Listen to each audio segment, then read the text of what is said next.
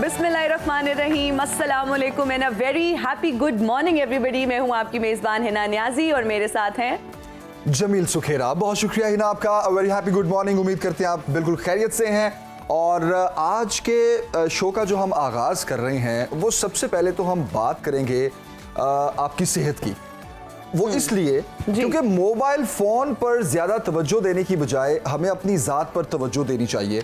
Mobile phone की इजाद जो है वो ज़िंदगी में आसानी तो लाई है, लेकिन इसके बेजा इस्तेमाल से बहुत मसाइल पैदा हो रहे हैं। बिल्कुल, हमारे फैमिली कनेक्शंस खत्म हो रहे हैं। उसके अलावा हम रात गए मोबाइल फोन यूज करते रहते हैं। हमारी आंखें उससे मुतासिर हो रही हैं, हमारी सेहत उससे मुतासिर हो रही है। बिल्कुल। और मोबाइल फोन का जो हम एक्सेसिव इस्तेमाल करें उसकी वजह से हमारी स्किन पर जो रेज पड़ती हैं, मोबाइल फोन की स्क्रीन से जो हार्मफुल रेज निकलती हैं, हमारी आंखों पर भी वो इफेक्ट करती हैं, हमारी स्किन पर भी वो इफेक्ट करती हैं। इसके अलावा मोबाइल फ़ोन जो है वो बहुत ज़्यादा एंजाइटी और स्ट्रेस कॉज कर रहा है और हम लोग असल दुनिया से जो है वो दूर हो चुके हैं और हम डिजिटल दुनिया में बिजी हो चुके हैं। और अगर आप अपनी ज़िंदगी में स्ट्रेस कम करना चाहते हैं और अगर आप पढ़ाई की जानिब या फिर फैमिली या किसी को भी वक्त देना चाहते हैं तो मोबाइल फ़ोन का जो बेजा इस्तेमाल है आप उसको कम कर दें। और क्या आपको ये इस बात का भी जो है वो मालूम है, इस बात का पता है कि जब बार बार नोटिफिकेशन आती है और जब आप बार बार अपने मोबाइल फोन को चेक करते हैं तो कहा यह जाता है, रिसर्च से भी बात साबित हुई है कि स्ट्रेस जो है ये बार बार जब मोबाइल फोन की नोटिफिकेशन आती है उससे स्ट्रेस होता है। आप देखिए ना कितनी आदत बन जाती है। बिल्कुल, कि आप बार बार फोन अपना चेक कर रहे होते हैं।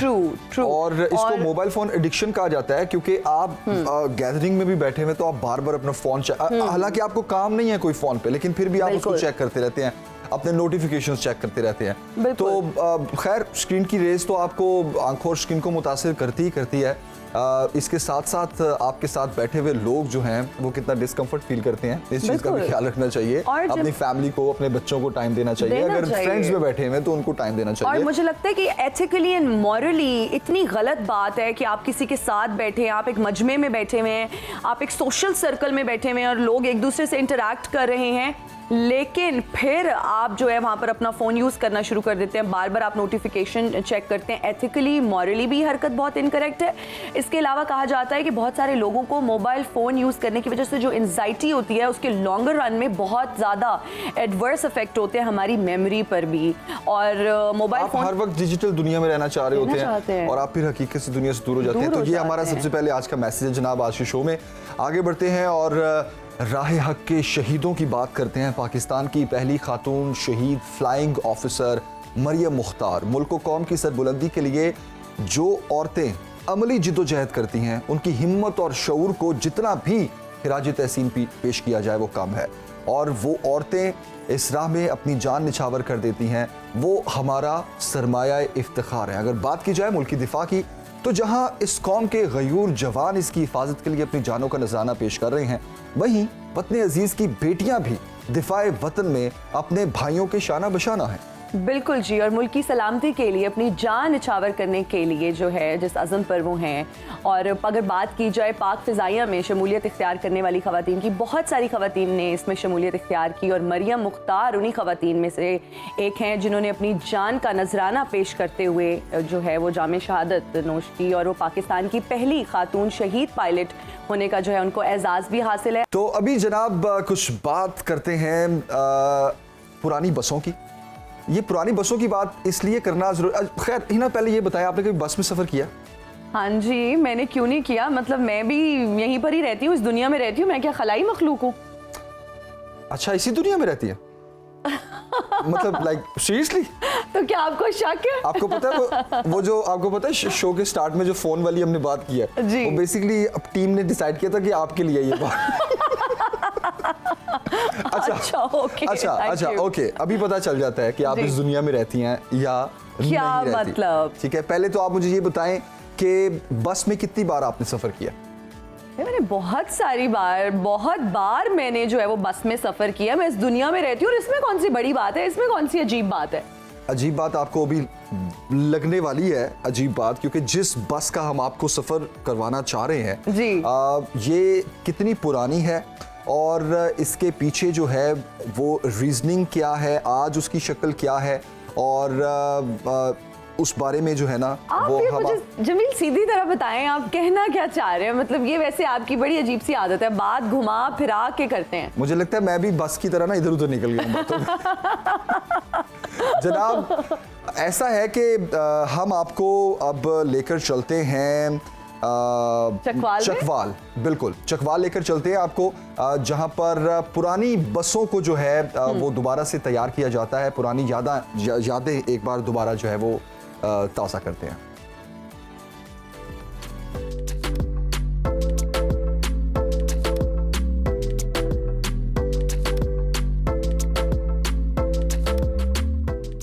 पुरानी यादें ताज़ा करती कारीगरी खूबसूरत बसें हुआ करती थी। पाकिस्तान के जिला चकवाल के मोहम्मद ताहिर पुरानी बसों के दिलदादा हैं। इनका बचपन इन्हीं बसों पर सफर करते हुए गुजरा है, लेकिन अब ये सड़कों पर नहीं नजर आती। माजी की इन बसों की यादें ताज़ा करने के लिए मोहम्मद ताहिर ने इनके मॉडल्स बनाना शुरू कर दिए। बचपन से मैं जब सफ़र करता था रावलपिंडी चकवाल से, तो रास्ते में बस से देखता था छोटी बचपन में, तो मुझे बहुत अच्छी लगती थी। तो फिर मैंने सोचा कि यार मैं कैसे बनाऊँ, ये मेरे पास वसाइल नहीं है। फिर मैं घर आकर स्कूल पढ़ता भी था, घर आकर लकड़ का ट्रक मैंने बनाया, बसें बनाई है। सजी सवरी बसें जो कभी तेज और आरामदेह सफर का वाहिद जरिया हुआ करती थी। फिर वक्त बदला और हालात बदले तो ज़राए आमदोरफ्त भी तब्दील हो गए। इन बसों पर कशीदाकारी करने वाले कारीगर भी कुछ अलग ही किस्म के लोग होते थे, जो इन बसों की सजावट अपने हाथ से करते थे। आज ना वो लोग रहे ना वो बसें, मगर चकवाल के मोहम्मद ताहिर पुरानी बसों और मॉडल्स के दिलदादा हैं।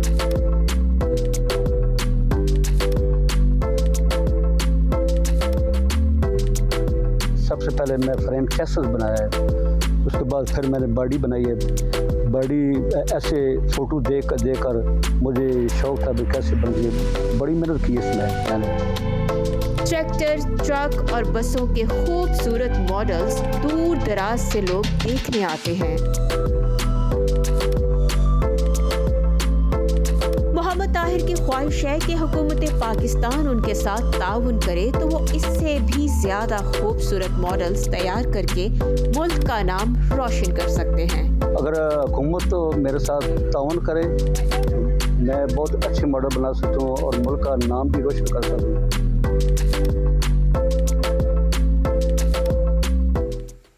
तो जनाब, ये है चकवाल के मोहम्मद ताहिर, जो पुरानी बसों के दिलदादा है और उनको बहुत शौक है इसकी रिहैबिलिटेशन का। उन्होंने अपनी पूरी जिंदगी में बहुत सफर किया बसों पर, तो वो मॉडल्स बनाते हैं इन बसों का। और उनका ये भी कहना है कि अगर हुकूमत उनका साथ दे, उनकी सरपरस्ती करे, तो वो मजीद ऐसे मॉडल्स बनाकर पूरी दुनिया में पाकिस्तान का नाम रोशन कर सकते हैं। बिल्कुल बिल्कुल जी। अच्छा जमील, प्रोग्राम में आगे बढ़ते हैं और अब बात करते हैं गेस्ट हाउस की। आपने गेस्ट हाउस देखा है? गेस्ट हाउस मैंने, क्या मतलब, अब देखा है। यस, आई मीन कौन सा? किसी मखसूस गेस्ट हाउस की बात करेंगे? हम बात कर रहे हैं जी पीटीवी के मशहूर ड्रामा सीरियल गेस्ट हाउस की। और आज उनके राइटर जो हैं उनकी आज बरसी है और आज हम उनको ट्रिब्यूट पेश कर रहे हैं। और अब्दुल रऊफ खालिद साहब की आज बरसी है और वो ड्रामा जो है वो पीटीवी का ड्रामा था, बहुत ज़्यादा पॉपुलर हुआ। और बिल्कुल, और जिसमें अदाकार रैम्बो थे। एग्जैक्टली, और रैम्बो का एक सिग्नेचर स्टाइल था उस ड्रामा में, तो बहुत ज़्यादा पसंद किया गया, बहुत ज़्यादा लोगों ने उसे अप्रिशिएट किया।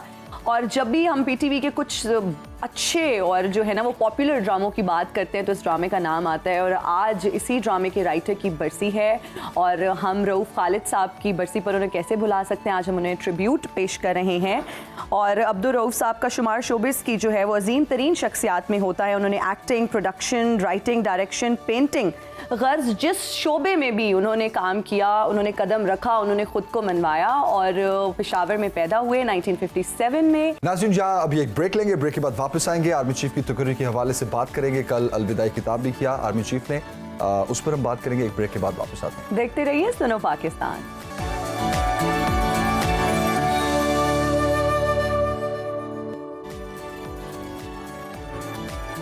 एक बार फिर खुश आमदेद, आप देख रहे हैं सुनो पाकिस्तान। नए आर्मी चीफ की तैनाती के हवाले से अब कुछ बात करेंगे। सलमान आबिद साहब हमें ज्वाइन कर चुके हैं। सलमान साहब, बहुत शुक्रिया आपका। कल बहुत अहम प्रेस कॉन्फ्रेंस भी की खिताब किया जनरल कमर जावेद बाजवा ने, उन्होंने बहुत सी चीज़ें उसमें वाज़ेबी की, इस पर हम अब बात करेंगे। सलमान साहब बताइएगा, आज बहुत बड़ा फैसला एक्सपेक्ट किया जा रहा है और उस पर मशावरत भी जारी है। क्या लगता है कि आज शाम तक नए आर्मी चीफ का नाम सामने आ जाएगा? उम्मीद तो यही की जा रही है कि आज शायद समरी जो है वो आर्मी चीफ की तकरीरी के हवाले से हतमी शक्ल देकर ऐवान सदर भेज दी जाएगी। लेकिन अगर आज ना हो सकी तो कल ये लाजमी इंश्योर कर दी जाएगी। तो इसका मतलब है कि अगले 72 घंटे में ये सारा मामला जो है ये रिजॉल्व हो जाएगा और जो भी नए आर्मी चीफ जिनके बारे में भी फैसला करेंगे प्राइम मिनिस्टर या उनके इत्तेहादी मिलकर, वो सामने आ जाएंगे। एक बात तो ये है। और कल बड़ी अच्छी बात है, जनरल कमर जावेद बाजवा साहब ने ना सिर्फ एतराफ़ किया सियासी मुदाखलत का, बल्कि इस अज़म का इजहार किया कि आइंदा मुस्तकबिल में फौज जो है वो बराह रास्त किसी भी सतह पर सियासी मुदाखलत नहीं करेगी। अब देखिए, ये फैसला तो बहुत अच्छा है, लेकिन सवाल ये है कि क्या ये इस फैसले के ऊपर अमल दरामद भी हो सकेगा। एक बात, क्या ये फैसला जनरल कमर जावेद बाजवा का है या इदारे का फैसला है, एक बात। और दूसरी बात ये है कि ये फ्यूचर में जो नए आर्मी चीफ आते हैं वो हमेशा से अपनी पॉलिसी लेकर आते हैं। तो अब देखेंगे कि जो भी नए आर्मी चीफ आते हैं वो किस हद तक अपनी इस पॉलिसी को कंटिन्यू करते हैं जिस अज़म का इजहार इस वक्त कमर जावेद बाजवा साहब ने किया है, और जो आगे सियासत है उससे वो किस तरह से अपने आप को डिस्कनेक्ट करेंगे। और इसकी एक ही शक्ल जो है वो अगले इंतखाबात होंगे जो ना सिर्फ शफाफियत पर मबनी होने चाहिए बल्कि किसी भी किस्म की इस्टेब्लिशमेंट की मुदाखलत के बगैर होने चाहिए। और ये नहीं होना चाहिए कि किसी की जमात की हिमायत या किसी की मुखालफत में ये इलेक्शंस हों। तो ये एक लिहाज से अच्छी बात है जो कमर जावेद बाजवा साहब ने की है, लेकिन इसके ऊपर अभी हतमी राय ये देना कि ये सारा मामला ख़त्म हो गया है, ऐसा मुमकिन नहीं होगा। ये मुस्तकबिल जो है आने वाले अगले 6-7 माह जो हैं वो डिटरमिन करेंगे कि फ़ौज ने किस हद तक अपने आप को पॉलिटिक्स से दूर रखा है। सर सलमान आबिद साहब, पॉलिटिक्स से जिस तरह आप ये कह रहे हैं कि आर्मी चीफ साहब ने, जो आपका कमेंट है मैं उस पर जो है वो एक क्रॉस क्वेश्चन आपसे करना चाहूँगा कि आर्मी चीफ का ये कहना था कि हमने 2018 में जो गवर्नमेंट बनी उसका भी हमने साथ दिया और अब जब गवर्नमेंट चेंज हुई एक आईनी तरीके से हमने उसका भी साथ दिया। तो साथ देने का मतलब ये तो नहीं है, मेरा ख्याल है कि फौज की पॉलिटिक्स में मुदाखलत है। नहीं, जब वो खुद कह रहे हैं कि हमने ये तय कर लिया था कि फरवरी के बाद हम सियासी मामलात में मुदाखलत नहीं करेंगे, तो इसका मतलब है कि पहले मुदाखलत होती रही है। और कल तो उन्होंने इतराफ़ किया है ना कि जो पाकिस्तान के जो मसाइल हैं इसमें हमने ये समझा है, रियलाइज़ किया है कि जो हमारे इदारे की तरफ से कहीं ना कहीं सियासी मुदाखलत होती रही है उससे कोई अच्छे रास्ते हुए, वो तो इतराफ़ उन्होंने किया है।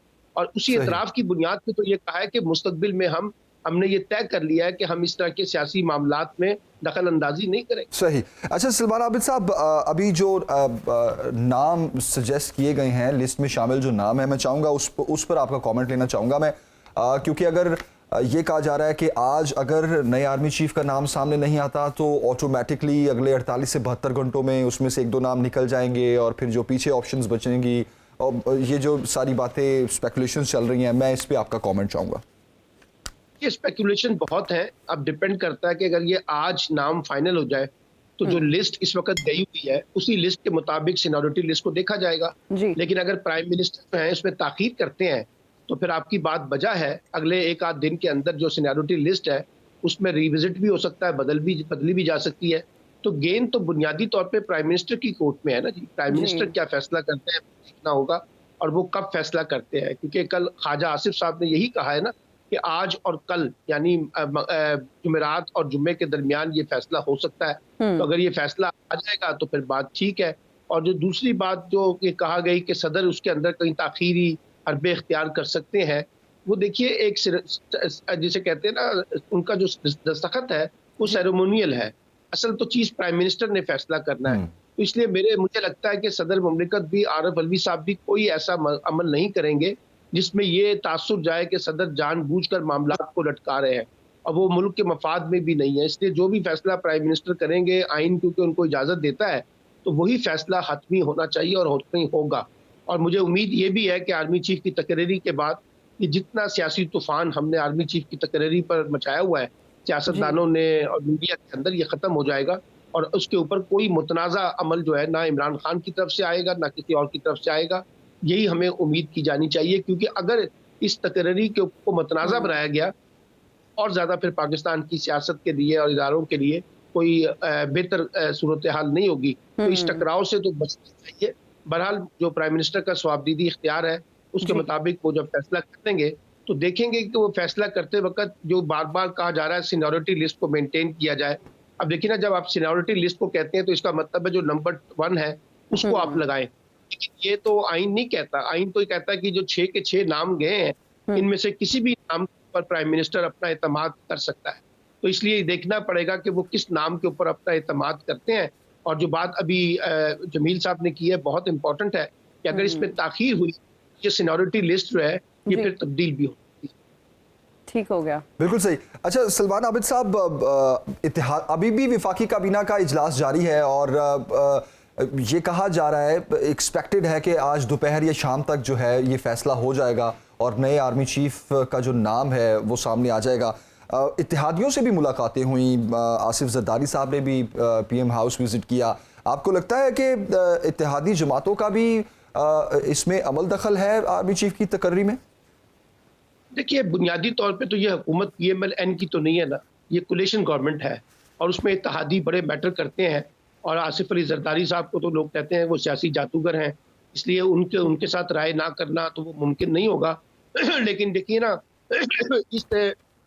इसमें JUI की हमायत हासिल करने के लिए कल सौदेबाजी तो कर ली है ना हुकूमत ने। JUI के गुलाम अली साहब को वहाँ पे गवर्नर खैबर पख्तूनख्वा लगा दिया है। और यही मौलाना फजलुर रहमान का इसरार था कि हम उस वक्त हमायत करेंगे जब हमारी मर्जी का गवर्नर जो है वो वहाँ पे लगा दिया जाए, और वो माशाल्लाह उनके समधी भी हैं। यही पाकिस्तान की पॉलिटिक्स में होता है कि जब आपको किसी इत्तेहादियों की कोई हमायत दरकार होती है तो इत्तेहादी जो है वो आपके साथ कुछ लो और कुछ दो की बुनियाद पर फैसले करते हैं। तो मेरा ख्याल है कि इत्तेहादियों से ज्यादा असल मसला तो देखिए ना, प्राइम मिनिस्टर का स्वाबीदी इख्तियार है। प्राइम मिनिस्टर करेंगे और उसमें यकीनी तौर पर इस्टेब्लिशमेंट का पॉइंट ऑफ व्यू भी उनके जहन में होगा। ऐसा नहीं है कि इस्टेब्लिशमेंट का पॉइंट ऑफ व्यू उनके जहन में ना हो। तो इसलिए ये सब फैसले जो भी करेंगे प्राइम मिनिस्टर ही उसकी जिम्मेदारी लेंगे ना। जी बिल्कुल। सलमान आबिद साहब, कहिएगा कि लॉन्ग मार्च का मुस्तकबिल क्या देख रहे हैं आप? देखिए, लॉन्ग मार्च तो अब इस वक्त अगर आर्मी चीफ की तकरीरी आज और कल में हो जाती है तो ये मामला तो चला गया ना, कि जो कह रहे थे कि जी लॉन्ग मार्च तो इसलिए हो रहा है कि इसमें आर्मी चीफ की तकरीरी को रोकना है या अपनी मर्जी का आर्मी चीफ लगाना है, वो बात तो पीछे रह जाएगी। अब रह गई नए इंतखाबात की बात। अब देखिए, हुकूमत तो बजद है कि वो नए इंतखाबात नहीं करवाएगी फौरी तौर पर, वो अक्टूबर 2023 में ही होंगे। इमरान खान साहब कहते हैं कि नए इलेक्शन करवाए जाएं, तो मुझे ज़ाती तौर पे तो नहीं लग रहा कि इस लॉन्ग मार्च से कोई बड़ा फैसला फौरी इंतखाबात का सामने आ सकेगा। एक बात, अगरचे पसे पर्दा बातचीत चल रही है कि इन नए इंतखाबात का रास्ता इख्तियार किया जाए, क्योंकि ये जो बुरहान है ये हल नहीं होगा विदाउट नए इलेक्शन के बारे में को किए बगैर। लेकिन ये डिपेंड करता है कि इमरान खान साहब कितनी बड़ी तादाद में लोगों को लेकर इस्लामाबाद जाते हैं, क्योंकि ये जो कहा जा रहा था कि इस्लामाबाद जाने के लिए इमरान खान के पास अब वो पॉपुलैरिटी नहीं है, उनके जो धरने हैं, उनका जो लॉन्ग मार्च, इतनी बड़ी तादाद में लोग नहीं आए हैं। तो अब देखना पड़ेगा इस्लामाबाद में या पिंडी में जो भी शो होता है वो कितना बड़ा होता है। अच्छा, जो लोग ये समझ रहे हैं ना कि तहरीक इंसाफ वहाँ कोई लंबा धरना देना चाहती है, मैं नहीं समझता कि कोई लंबा धरना का प्रोग्राम वहाँ पर है।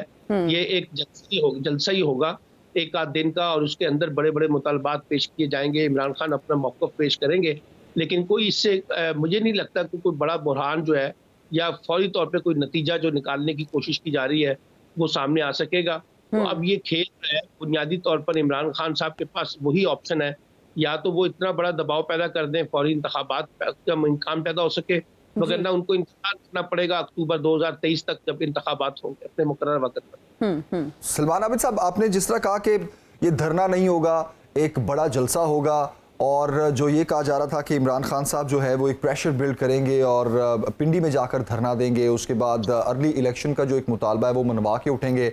इमरान खान साहब तो 12 अपने जलसों में भी ये कह चुके हैं कि मैं अगले अगर 10 महीने भी मुझे ये लॉन्ग मार्च और धरने चलाने पड़े तो मैं चलाऊंगा जब तक अर्ली इलेक्शन का ऐलान नहीं होता।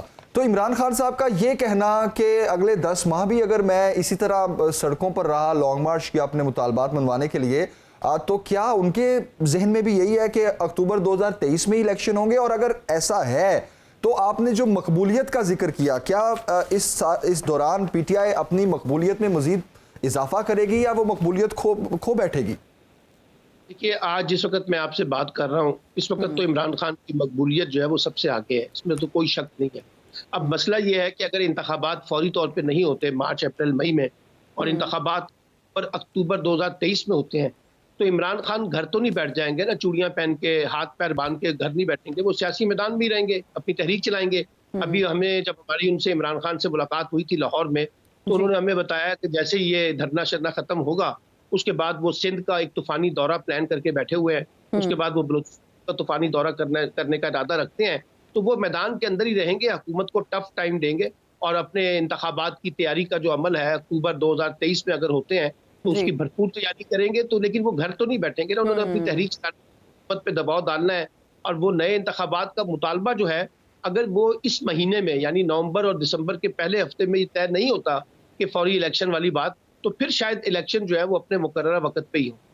ठीक हो गया, बिल्कुल सही। सलमान आबिद साहब, आर्मी चीफ की तकर्री के बाद आइंदा आने वाले महीनों में आप क्या तब्दीली देख रहे हैं? क्या सियासत में जो एक ये तलातुम है इसको कुछ सुकून मिलेगा, ये ठहर जाएगा, कुछ टेबल टॉक होने का इम्कान नजर आ रहा है आपको? देखिए, आर्मी चीफ की तकरीरी के बाद जो लोग ये समझते हैं शायद कुछ सियासी बुरहान खत्म हो जाएगा, बुरहान नहीं खत्म होगा, बुरहान और बढ़ेगा। अब वो बुरहान फिर आर्मी चीफ के हवाले से नहीं होगा, वो बुरहान हमारा सियासी बुरहान है जिसकी वजह से मईशत भी जो है वो हमने बर्बाद की हुई है। आपने कल देखा कि जनरल कमर जावेद बाजवा ने कहा कि मईशत बहुत नाजुक स्टेज के ऊपर खड़ी है। अच्छा, अब हो ये रहा है कि हुकूमत और अपोजिशन तो आपस में बातचीत के लिए तैयार नहीं है और ना करेंगे। सारी 13 जमातों ने मिलकर तो ये तय किया हुआ कि इमरान खान को हमने घर से अपने दीवार से लगाना है और इमरान खान साहब कहते हैं कि वो इनके साथ बैठने के लिए तैयार नहीं है। तो आप, और ये क्योंकि इलेक्शन ईयर है जमील साहब, तो याद रखिएगा इलेक्शन ईयर में तो हमें और ज्यादा पोलराइजेशन और ज्यादा महाजराई देखनी पड़ेगी, टकराव पैदा होगा। तो मैं तो ये देख रहा हूँ कि आने वाले कुछ अरसे में आपको बहुत ज्यादा पॉलिटिक्स के अंदर महाजराई का जो अमल है, एक दूसरे को बर्दाश्त ना करना, वो कहते हैं कि इमरान खान को तोशाखाना के जरिए नाहिल करना है, दीवार से लगाना है, उनका ममनुआ फंडिंग का केस है। अब वो इमरान खान भी कह चुके हैं कि हर सूरत में उनको दीवार से लगाने की कोशिश की जा रही है।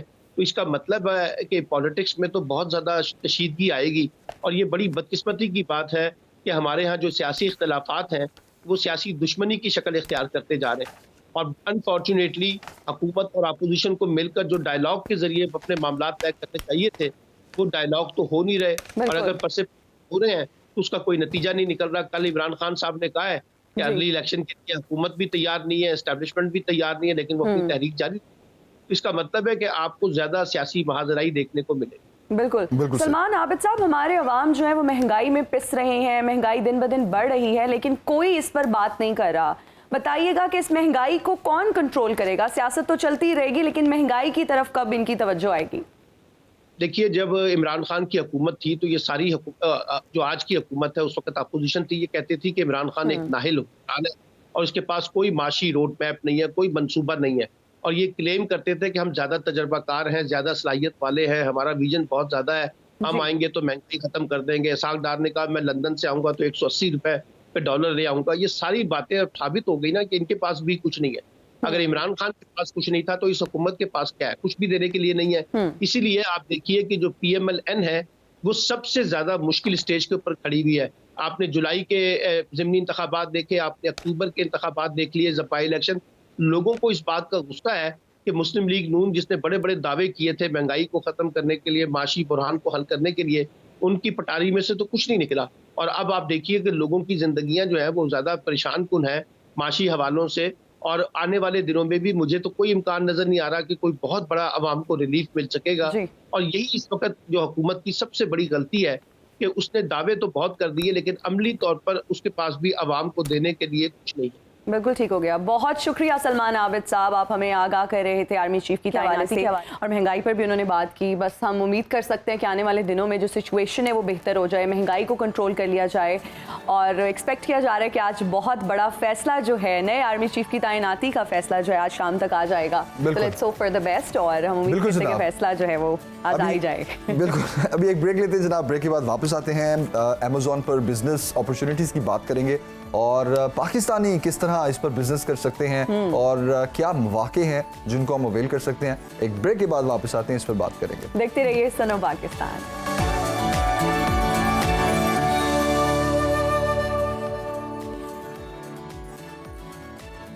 वेलकम बैक जनाब। अमेज़न की बात करेंगे, ई कॉमर्स की बात करेंगे और ई कॉमर्स में कितना पोटेंशियल है अभी भी बिजनेस करने का पाकिस्तान में। खास तौर पर आपको पूरी दुनिया के आदाद शुमार भी हम शेयर करेंगे कि किस तरह पूरी दुनिया में कितने मिलियन लोग इस वक्त डायरेक्ट सेलर्स भी हैं और बायर्स भी हैं। असल में एक ऑनलाइन किताबें फ़रोख्त करने वाली कंपनी के तौर पर अमेज़न ने काम शुरू किया था। अमेज़न ने इंटरनेट पर मबनी कारोबारी इदारे की शक्ल इख्तियार कर ली जो ज़्यादातर e commerce, cloud computing, digital streaming और आर्टिफिशियल इंटेलिजेंस की जो है वो खिदमात फराहम करने पर मामूर है। कुछ आपके साथ हम आदाद शुमार शेयर करते हैं। दुनिया भर में अमेज़न के 9.5 मिलियन सेलर्स हैं और कहा ये जा रहा है बल्कि हम ये इस पूरी डिटेल में जाने से पहले ना हम अपने गेस्ट का तारुफ कराते हैं, फिर अपनी डिस्कशन को स्टार्ट करते हैं। इस पर बात करने के लिए आज हमें ज्वाइन किया है ई कॉमर्स के एक्सपर्ट हाफिज अहमद। गुड मॉर्निंग, अस्सलाम वालेकुम, कैसे हैं आप? वालेकुम सलाम, थैंक यू वेरी मच। हाफिज साहब, सबसे पहले तो हम बिल्कुल बेसिक चीज से स्टार्ट करते हैं। बताइएगा कि ये ऑनलाइन अमेज़न ये है क्या, ये मार्केट किस तरह से जो है, बिल्कुल ई कॉमर्स के बारे में सबसे पहले तो आप बताइए कि है क्या, जितने भी लोग देख रहे हैं, ताकि उनका बेसिक कॉन्सेप्ट क्लियर हो जाए। ई कॉमर्स और अमेज़न मिलती जुलती चीज़ें। ई कॉमर्स बेसिकली कोई भी ऐसी एक्टिविटी जो आप वाया इंटरनेट करते हैं, ऑनलाइन कुछ भी बाय करते हैं, सेल करते हैं, उसके अंदर अमेज़न दुनिया की सबसे बड़ी मार्केट प्लेस है, जिसकी वजह से हम अमेज़न की ज़्यादा बात करते हैं। लोग हमें ये भी कहते हैं जी आप पाकिस्तान में रहते हैं, आप पाकिस्तानी जो ई कॉमर्स प्रोडक्ट्स वगैरह हैं या ई कॉमर्स की जो साइट्स हैं उनको क्यों नहीं प्रमोट करते। हम ये कहते हैं यहाँ भी करें आप काम, लेकिन अमेज़न पे काम करने का हमें बेनिफिट ये है कि हमारे मुल्क में डॉलर आएगा जी, इवेंचुअली फायदा हमारे कंट्री का है जब हम यहाँ बैठ के अमेज़न पे सेल करेंगे। अब Amazon as a marketplace Pakistan में मौजूद नहीं है। अमेज़न है अमेरिका में, मैक्सिको में, कनाडा में, फिर यूके और यूरोप में है, फिर ऑस्ट्रेलिया में है। तो हम ये कहते हैं पाकिस्तान में बैठ के वहाँ पे सेल करें अपनी प्रोडक्ट, चाहे पाकिस्तानी प्रोडक्ट करें चाहे चाइना की करें, लेकिन इवेंचुअली पैसा पाकिस्तान में लेके आए। सही लाइक आप सेलिंग करें जब तो आपके मुल्क में डॉलर आए, ऑफ कोर्स डॉलर तो हमारे मुल्क में आएगा उसका बेनिफिट। फिर हाफिज साहब ये बताइए कि अगर अमेज़न पे आप एक बिजनेस स्टार्ट करते हैं तो कैसे उसकी जो है वो परचेजिंग कैसे होगी, फिर उसका पार्सल किस तरह होगा, फिर वो किस स्टोर में जाएगा, किस स्टोर में कितनी देर पड़ा रहेगा, क्या इसके लिए वेयर हाउस भी जरूरी है या नहीं, फिर डिलीवरी किस तरह होगी थोड़ा। यही तो इस काम का सबसे बड़ा बेनिफिट है कि ये सारे सवाल जो आपने पूछे हैं ये सब अमेज़न ने काम करना है, आपने इसमें कुछ भी नहीं करना। अच्छा, आपने क्या किया कि कुछ इन्वेस्टमेंट की, अभी हम बात करेंगे विदाउट इन्वेस्टमेंट काम की भी, लेकिन फॉर एग्जांपल हमारे सामने ये कप एक पड़ा हुआ, हम आपके कप सेल करते हैं अमेज़न पे, तो हमने 1000 कप बनवाए, अमेज़न के वेयर हाउस पे रख दिए यूके या यूएसए में जहां भी हम सेल कर रहे हैं। अब वहां पे डेली के जो ऑर्डर्स हैं वो Amazon pick pack ship dispatch करेगा, इसको हम बोलते हैं FBA, fulfilled by Amazon model. आप सब वो कप्स जो है वो वहां पहुंचाने पड़ेंगे, पहले वहां एक दफा बल्क में पहुंचाने पड़ेंगे। ओके, बिल्कुल। फिर उनके वेयर हाउस में चले जाएंगे। वेयर हाउस में चले जाएंगे। अब डेली रूटीन में जो ऑर्डर्स आ रहे हैं वो अमेज़न भेजेगा आगे बायर को, और आपको अमेज़न एवरी 2 वीक्स पेमेंट कर देगा जो आपकी 2 हफ्ते की सेल हुई होगी। ठीक है, ओके, मतलब आपको उसकी पब्लिसिटी या वो स्टोर मार्केटिंग आपको एक लेवल तक करनी पड़ेगी अपनी अलग प्रोडक्ट की, उसको हम कहते हैं PPC, पे पर क्लिक, जो स्पॉन्सर ऐड चलाते हैं प्रोडक्ट को रैंक करने के लिए। लेकिन कस्टमर को चीज गलत मिल गई, उसने रिटर्न करना है, कस्टमर ने कॉल करनी है, ईमेल करनी है, वो आपने कुछ नहीं हैंडल करना, वो सब कुछ अमेज़न ने हैंडल करना है। अच्छा, मेरे बहुत से ऐसे दोस्त हैं, मैं तो खुद क्योंकि पहले इंग्लैंड में रहा हूँ, मैंने तो चले प्रोडक्ट सामने देखी हुई है, मैंने पैक भी की हुई है, मैं अमेज़न के फिर अपना भी बिजनेस शुरू किया। लेकिन मेरे बहुत से पाकिस्तान में ऐसे दोस्त हैं जिन्होंने आज तक अपनी प्रोडक्ट को हाथ नहीं लगाया, सामने नहीं देखी प्रोडक्ट, पाकिस्तान में बैठे हैं जी, अलीबाबा पे गए हैं, चाइना से खरीदी है, डायरेक्टली भेज दी है, अब वहां से सेल हो रही है, पैसे आ रहे हैं, लेकिन प्रोडक्ट अपनी देखी नहीं है। ये इस बिजनेस का मजा है। तो जी मैं पूछना चाहता था, अलीबाबा और अली एक्सप्रेस और क्या ये भी इसी मॉडल पे हैं? अली एक्सप्रेस तो है रिटेल मॉडल कि आपको 1-2 चीजें चाहिए तो आप ले लें। अलीबाबा आपको 1-2 चीजें नहीं देता, अलीबाबा कहता है कि बल्क में खरीदे, होलसेल में। तो बेसिकली अमेज़न और अली एक्सप्रेस को आप कह सकते हैं कि एक ही चीज है, लेकिन और पाकिस्तान का दराज, जी बिल्कुल, दराज भी इसी कैटेगरी में आती है। दराज पे बेचने वाले लोग अलीबाबा से खरीदते हैं जाके, सारे सेलर्स अलीबाबा से जाके खरीदते हैं होलसेल में और उसको फिर अपनी लोकल मार्केट में सेल करते हैं। सही। अच्छा हाफिज साहब, ये भी बताइएगा कि अमेज़न पर कारोबार करने वाले पाकिस्तानियों को किन मसाइल का सामना करना पड़ता है? एक तो पेमेंट का सबसे बड़ा प्रॉब्लम होता है पाकिस्तान को। अब उसकी वजह से लोग करते क्या हैं, अभी तो खैर अमेज़न ने पाकिस्तान को अलाउ कर दिया है कि आप पाकिस्तानी एज अ पाकिस्तानी अपने पाकिस्तानी पासपोर्ट पे पाकिस्तानी बैंक अकाउंट पे सेल कर सकते हैं। अच्छा, 1-1.5 साल से। उससे पहले भी लोग कर रहे थे, बाहर से कर रहे थे। सबसे बड़ा प्रॉब्लम ये होता है कि अमेज़न जब हमें पेमेंट करता है पाकिस्तान में, तो अमेज़न का एक रूल है कि वो आपको जिस कंट्री में पेमेंट करेगा उस करेंसी में पे करेगा। ठीक है। अब अमेज़न पे करेगा हमें पीकेआर में, अब डॉलर हमें कन्वर्जन रेट पड़ गया, हमने खरीदनी है प्रोडक्ट चाइना से। अब जब वो पीकेआर हम चाइना ट्रांसफर करते हैं तो पहले स्टेट बैंक पूछते हैं जी आप ये क्यों चाइना भेज रहे हैं पैसे। हम उन्हें समझाते हैं कि हम प्रोडक्ट खरीद रहे हैं, वो कहते हैं अच्छा खरीद रहे हैं तो किधर है, हम कहते हैं यूके भेज रहे हैं, वो कहते हैं पैसे पाकिस्तान से जा रहे हैं, प्रोडक्ट यूके जा रही है। उन्हें ये नहीं हम समझा पा रहे कि भाई आ भी तो पैसे यूके से रहे हैं, मैं इस तरफ आना चाह रहा था, यूके से ही तो आए हैं। बिल्कुल। और चाइना जा रहे हैं, तो अभी हमारे यहाँ ये समझाने की जरूरत है।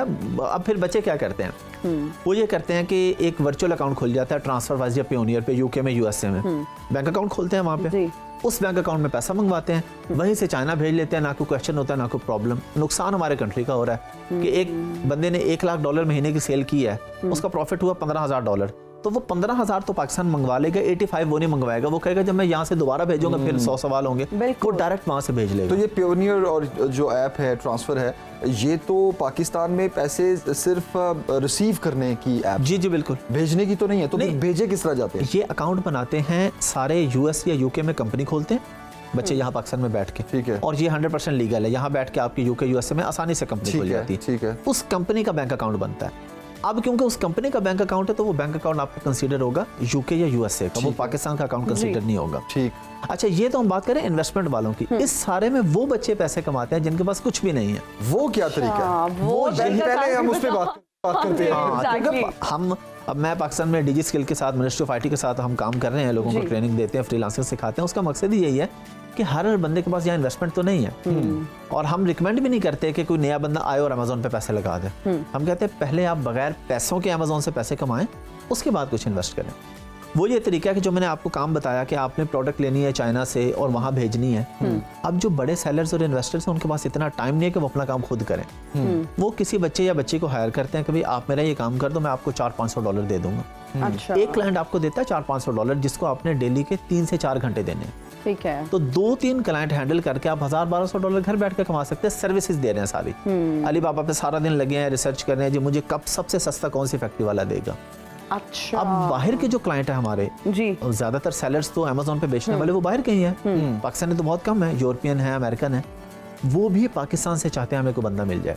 उसकी रीजन ये है कि वहाँ पे एक मिनिमम वेज है, आप लोग जानते हैं जी, मिनिमम वेज तकरीबन $10 फी घंटा है अमेरिका में। ये मैं जेनेटर की वेज की बात कर रहा हूँ, सफाई करने वाले की। कोई टेक्निकल है तो उसको $25-30 देने पड़ेंगे, और यहाँ उससे भी सस्ते मिल जाते हैं। यहाँ तो $5 फी घंटा में, $5 वहाँ पे 5 में एक तो मिलेगा नहीं, और अगर मिलेगा तो जेल लेके जाएगा, क्योंकि कानून है। अगर मिनिमम वेज से कम पैसे दिए तो जेल जाएंगे। अच्छा हाफिज साहब, जिस तरह से आपने बात की यहाँ पे पाकिस्तान में कि लोग काम करते हैं और बहुत उनको अच्छी वेजेस भी मिल जाते हैं और कम में भी काम कर लेते हैं, जो खवातीन घर बैठी हैं, जो खवातीन आपको घर बैठ के देख रही हैं, मुझे बताइएगा कि क्या इसके लिए कोई क्वालिफिकेशन की भी ज़रूरत है? कितनी मिनिमम आपकी क्वालिफिकेशन हो तो आप इसमें घर बैठी, जो खवातीन है जिनको लगता है कि वो बाहर घर से नहीं निकल सकती लेकिन पैसों की तो ज़रूरत है, महंगाई बहुत ज़्यादा हो गई है, तो किस तरह से वो पैसे कमा सकती हैं? क्या क्वालिफिकेशन मिनिमम होना ज़रूरी है? क्वालिफिकेशन इसमें मिनिमम मैट्रिक या इंटर, बेसिक आपको सिस्टम का नॉलेज हो। इसमें कोई क्वालिफिकेशन, मेरी क्वालिफिकेशन है मास्टर्स इन इस्लामिक स्टडीज। मेरा कोई आईटी का बैकग्राउंड नहीं है जी। और मैं 12 साल से अल्हम्दुलिल्लाह अमेज़न पे बिजनेस कर रहा हूं, बल्कि मैंने यूके में जाके कुछ आईटी के 1-2 कोर्सेज किए। अच्छा। तो अभी मिनिस्ट्री ऑफ आईटी ने जब मुझसे कोर्स लिया तो उनकी वेबसाइट पे जो मेरा इंट्रोडक्शन है उन्होंने ब्रैकेट में उसका जिक्र ही नहीं किया। कहते हम लिखेंगे मास्टर्स इन इस्लामिक स्टडीज सिर्फ, ताकि बच्चों को पता चले कि आईटी का बैकग्राउंड बिल्कुल जरूरी नहीं है। ठीक है। और एक सबसे बड़ी कंफ्यूजन होती है जी हमारे क्लाइंट तो अमेरिकन होंगे या यूरोपियन होंगे, हम इंग्लिश कैसे बोलेंगे? हाँ जी। भाई इंग्लिश जरूरी ही नहीं है। वो बंदा आपको इंग्लिश के लिए हायर नहीं कर रहा, वो हायर कर रहे हैं अलीबाबा पे प्रोडक्ट तलाश सोर्स करने के लिए, प्रोडक्ट हंट करने के लिए कि मैं क्या बेचूं, पीपीसी चलाने के लिए। उसको भी पता है कि आपकी मदर लैंग्वेज इंग्लिश नहीं है, तो इंग्लिश आपको इतनी आनी चाहिए कि आप जो बोले अगले को समझ आ जाए कि ये क्या कह रहा है। ग्रामर, प्रोनाउंसिएशन कुछ भी मैटर नहीं करता, और आपको समझ आ जाए कि अगला क्या कहना चाह रहा है। बिल्कुल बेसिक जो है ना वो आनी चाहिए। अच्छा, इसमें खवातीन के लिए एक और भी हो सकती है कि हैंडमेड चीजें पाकिस्तान की बहुत अच्छी होती है। उसके लिए एक मार्केट है इट्सी, हम उसे कहते हैं ETSY। ETSY इट्सी, ये भी बाहर की मार्केट है, यूरोपियन और अमेरिकन। ठीक है। यहाँ पे आप पाकिस्तान की हैंडमेड चीजें बेच सकते हैं जो कि बहुत अच्छे प्रॉफिट पे बिकती हैं। अच्छा। जिनके पास कुछ पैसे हों वो ये कर लें, कुछ नहीं है तो फ्रीलांसिंग करना पड़ेगा जी। वो सिंगल यहाँ से करना पड़ेगा। वो अपना अकाउंट बनाए, इस वेबसाइट पे जाके किस तरह से अपनी प्रोडक्ट्स अपलोड करें, नीचे उनकी प्राइसेस मेंशन करें और बिल्कुल डिस्क्रिप्शन में प्राइसेस मेंशन करें और बेचें। हाफिज अहमद साहब बहुत शुक्रिया, thank you very much. Time चूंकि कम है तो उसमें भी हमने बात इस पर कर ली, अमेज़न में क्या मौके पाकिस्तान में बात कारोबार करने के लिए। तो अभी जनाब एक ब्रेक लेते हैं और ब्रेक के बाद हाजिर होते हैं। ब्रेक के बाद देखते रहिए सुनो पाकिस्तान।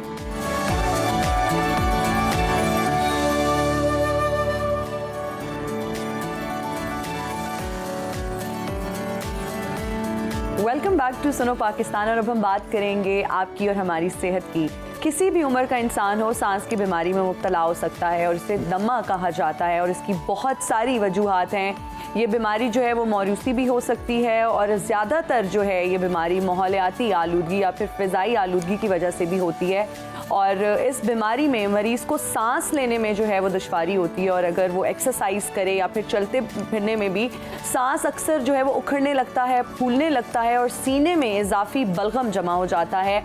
ब्रीदिंग प्रॉब्लम्स बहुत हो रही हैं और अगर मैं और जमील अपनी बात करें, मुझे लगता है लाहौर का या पंजाब का हर शहरी जो है वो इस वक्त बुरी तरह इफेक्ट हो रहा है और ब्रीदिंग प्रॉब्लम हो रही है और सांस लेने में बहुत दिक्कत हो रही है। बिल्कुल, और इसमें आपने बिल्कुल ठीक कहा, फ़ज़ाई आलूदगी बहुत बड़ी इसमें इसकी वजह है और हम इसको चूंकि दमे का नाम ले देते हैं लेकिन ये बहुत ख़तरनाक नाम है। Exactly. पूरी दुनिया में भी बहुत से लोग इसमें मुब्तला हैं लेकिन ये काबिल इलाज है।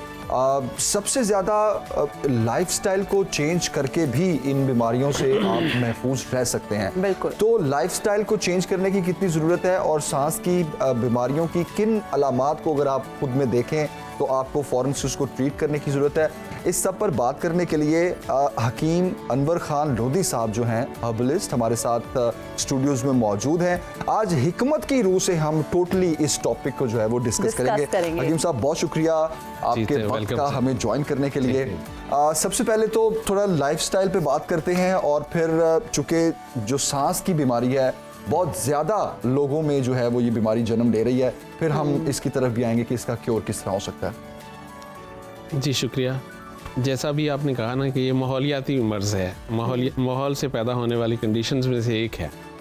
उसके साथ सबसे अहम जो है माहौल उन लोगों पे असर करता है जिनके बॉडी के अंदर कुछ कमी होती है। अगर मैं इसको जोड़ूं कि सबसे पहले आपका लाइफस्टाइल स्पेशली फूड में गलती हो तो फिर ये और ज़्यादा चांस है कि आप माहौलियाती आलूदगी से मुतासर जल्दी होंगे। ठीक है। अच्छा, ओके। तो एक पुराने दौर की एक फ़ख्लौर कहना चाहता हूँ मैं ताकि लोगों में ये शऊर हो कि खाना क्या चाहिए। सही। हमारी वालदा हमें सुनाया करती थी बचपन में, फारसी में था वो सारा जी। तो वो कहते थे कि एक हंस एक बड़ा खूबसूरत और रौबदार परिंदा है, वो बैठा था और उसके पास एक कौवा आके बैठ गया जी। तो उसने उसको देखा तो उसे पहचान में नहीं आया। तो स्टैंडर्ड क्या है, खाता क्या है, रहता कहाँ है, ये यूनिवर्सल ट्रूथ है जी। तो उसने उसे देखा और एक नज़र में उसे पहचान नहीं पाया तो उसने अब दूसरा सवाल किया। उसने कहा तुम कौन हो? तो उसने कहा मनसा, यानी मैं कौवा हूँ जी। तो उसने कहा अच्छा, वोकैबुलरी में नहीं मिला। तो उसने कहा खाते क्या हो? उसने कहा मैं गोश्त खाता हूँ। उसने कहा हो, यानी ये रौबदार बात है गोश्त खाना जी। पीछे हट गया। अगर गोश्त नहीं मिलता तो फिर आप क्या खाते? उसने कहा फिर मैं बच्चों से रोटी छीन के खा जाता हूँ। उसने कहा यानी अपने उसका टूट गया वो जी। फिर उसने पूछा कि अगर वो ना मिले फिर क्या करते हो?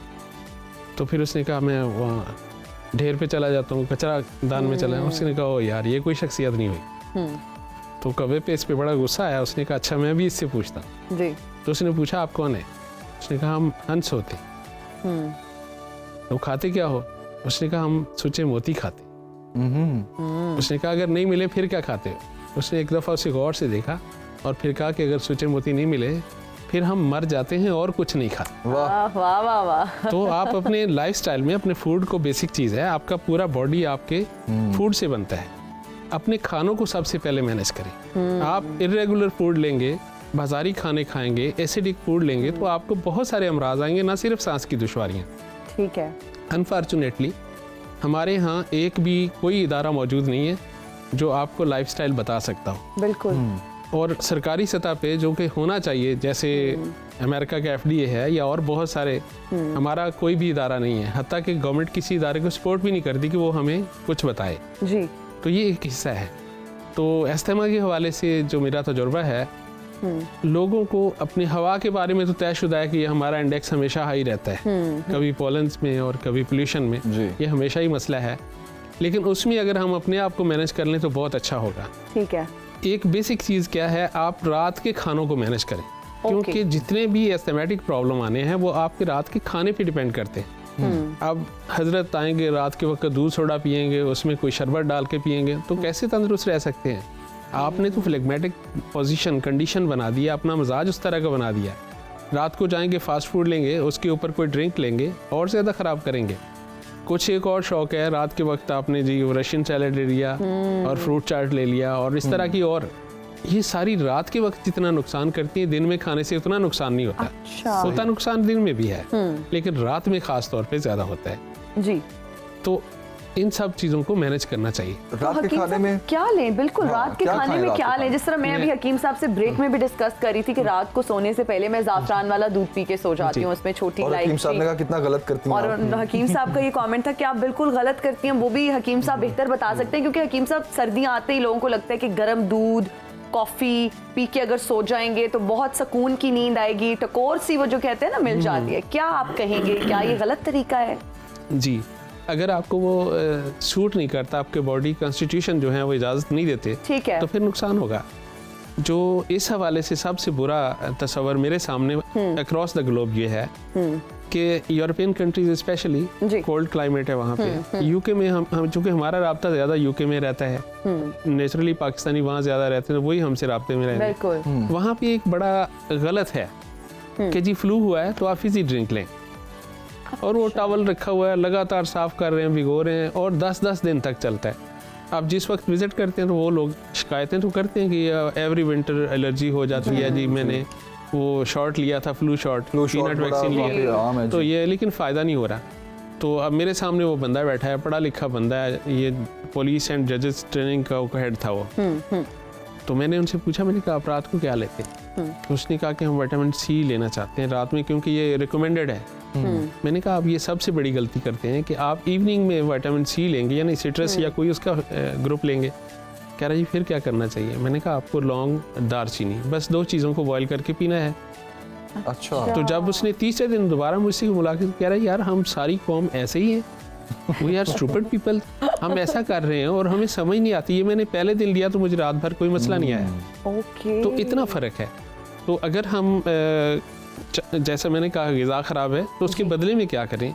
जिन लोगों को कोई भी थोड़ा सा सांस निकालने में मुश्किल है, एक कंडीशन सांस लेने में मुश्किल है, ये 2 अलग अलग कंडीशंस हैं। कुछ भी दोनों में से हो तो आपको रात में कभी भी फ्रेश फ्रूट्स नहीं लेने चाहिए। ठीक है। Dairy products specially white dairies बिल्कुल नहीं लेनी चाहिए, यानी देसी घी ले सकते हैं। अच्छा। और दूसरा, जितने भी ये मॉडर्न ड्रिंक्स हैं इनसे अवॉइड करना चाहिए। इसके बदले में आपको लेना चाहिए, मेरा मशवरा है कि लौंग दालचीनी ये आम सी चीज़ है, हर घर में होती है, इससे आपको 20-30% रिकवरी मिल सकती है। इसको बॉईल करके उसका पानी पीजिए। सिंपल पानी बना लें। हाँ जी, उसकी एक टी बनाएं स्ट्रॉन्ग, वो पी लीजिए। अगर आप उससे थोड़ा सा और आगे जाना चाहते हैं, क्योंकि हम मेडिसिन सजेस्ट करने से पहले खौफजदा होते हैं कि कोई बंदा गलती करेगा तो हो सकता है नुकसान हो, तो हम फिर भी मॉडरेट ग्रुप्स ही सजेस्ट कर सकते हैं जो पब्लिकली शेयर हो सकता है। लौंग दालचीनी और उसमें कलौंजी के कोई ½ टीस्पून क्रश करके डाल दें। Okay, ½ teaspoon. जी, अब हमारे यहाँ चम्मच भर के सुबह निहार खाते हैं लोग। हाँ जी। बेवकूफ़ी है, मेरे ऐसा नहीं होना चाहिए। ½ टीस्पून अगर ये डाल दें तो ये आपका लेन 2 मेडिसिन हो गया जो पब्लिक में शेयर हो सकता है। यानी फर्स्ट लाइन फूड होता है, सेकंड लाइन में अगर आप ओवरडोज करेंगे, गलत करेंगे तो कुछ खराबी आएगी। ठीक है। तो ये लेन 2 मेडिसिन है। ठीक है। ये अगर आप रात को लेंगे तो कन्फर्म है कि पहली डोज के बाद आपकी फ्लेम डिस्चार्जेस जो हलक में जाके ब्लॉक करते हैं, जिससे आपके लंग्स फुल हो जाते हैं, वो नहीं आएगा। कितने अरसे तक ले सकते हैं ये लगातार भी लेने से कोई नुकसान नहीं। इस डोज में रोजाना लेने से कोई नुकसान का अंदेशा नहीं। सर्दियों में अगर ज्यादा आपको इस चीज के, तो आप पूरी सर्दियां ले सकते हैं। अगर आपके जैसा आप थोड़ी देर पहले कह रहे थे कि आपके बदन में बड़ी खुश्की महसूस होती है, सिंपली कैमोमाइल फ्लावर्स थोड़े से इसमें ऐड कर दें तो वो कैफियत भी खत्म हो जाएगी। आपको काम डाउन करेगा, स्लीप आपकी गहरी हो सकती है। तो ये सारा कुछ मैनेज किया जा सकता है। हकीम साहब, इस पे भी बताइएगा कि जो लोग रात को सो नहीं सकते, सोने में उनको दिक्कत होती है और फिर वो बार बार उठते हैं, उनकी स्लीप जो है वो एक वन पैटर्न में नहीं होती, कोई भी बीमारी हो सकती है, सांस का मसला हो सकता है, या वैसे भी मतलब कोई अगर मसला नहीं भी है तो बार बार आंख खुल रही होती है, क्या ऐसा कोई टोटका है जिससे आप वो चीज जो है वो कंज्यूम करें और पूरी रात आप अच्छे तरीके से सुकून से सो सकें? देखिए, अगर हम यहाँ थोड़ी देर के लिए क्विट करेंगे सांस की दुश्वारियों को, एक स्लीप है। जी। स्लीप में जो आप घर में कर सकते हो बहुत शानदार नींद लेके आने वाली चीज़ है। जी। वो है सौंफ लीजिए, सौंफ, उसको 1 कप पानी डाल के पकाएं। कितने सौंफ? 1 टेबल स्पून। 1 टेबल स्पून सौंफ को 1 कप पानी में पकाएं। हल्की आंच पे। जब वो आधा रह जाए जी, तो आधा कप उसमें दूध शामिल करें, यानी ये पूरा कप हो गया। अच्छा, बस इसको उतार दें और पकाना नहीं है। ठीक है। और इसको चम्मच से या बीटर से उसको अच्छी तरह बीट कर लें। फिर उसके बाद अगर गर्मियों का मौसम है तो बर्फ से ठंडा कर लें, अच्छा, अगर सर्दी है तो नीम गर्म पी लें। ओके। इसको आप बेड टाइम से 1-2 घंटे पहले लेना चाहिए। स्ट्रेन कर लेना उसको, वो स्ट्रेन सॉफ्ट करके निकाल जी, उसूली तौर जी। पे यही होता है। अच्छा, बच्चों में हकीम साहब, आप जैसी सर्दियां आती हैं तो बच्चों को फ्लू, खांसी, नज़ला, जुकाम, रेशा बहुत ज्यादा हो जाता है। अच्छा, हाँ। कुछ बच्चों की अगर छाती नहीं भी जकड़ी जाती तो वो जी। उनको ऊपर वाला जो सिस्टम है गले से ऊपर, हाँ जी। वो तो तकरीबन 90% बच्चों का इफेक्ट होता है। वो उसकी क्या रीजन है और इसका क्या इलाज है? काज क्या है, वही वापस आऊँगा कि खाने में गलतियाँ इतनी ज़्यादा हैं कि बच्चों के गले ख़राब हो जाते हैं। बाज़ार से आइसक्रीम खिलाएंगे, फास्ट फूड खिलाएंगे, सॉफ्ट ड्रिंक देंगे, बेवरेज देंगे, तो ये सारा कुछ तो होगा। हकीम साहब, इन्फेंट्स को भी हो जाता है जी, इन्फेक्ट्स में भी वालिदैन गलती करते हैं। जैसे मैंने पहले वो भी कहा खुराक में ही गलती है। अब वालदा है, वो बड़ी मोहब्बत के साथ उसको एक फ्रिज से निकाल के बनाना देगी तो वो तो फ्लेम फुल है, कैसे उससे निजात पाएगी वो? ठीक है। दूसरा, बच्चों में एक बहुत बड़ी गलती जिससे हमारे क्लिनिक में लगातार ये कंप्लेन आती है, बच्चों में गर्म लिबास पहना के सर्दियों में सुलाना चाहिए। अच्छा, ये अहम है। अगर आपकी कमरे का टेम्परेचर नीचे है, 26 से नीचे है, तो कभी भी बच्चों को हाफ स्लीव कपड़े पहना के मत सुलाएं। ठीक है। हाफ स्लीव कपड़ों का मतलब है एक ठंडा खून उनके लंग्स में वापस जाएगा, टू बी क्लीन्ड। सही। तो वो लाजमी तौर पे सब कुछ का चेंज करेगा और उसके बदले में फ्लेम और म्यूका वहाँ एकम्युलेट होना शुरू हो जाएगा और बाद में मुश्किलात आएंगी।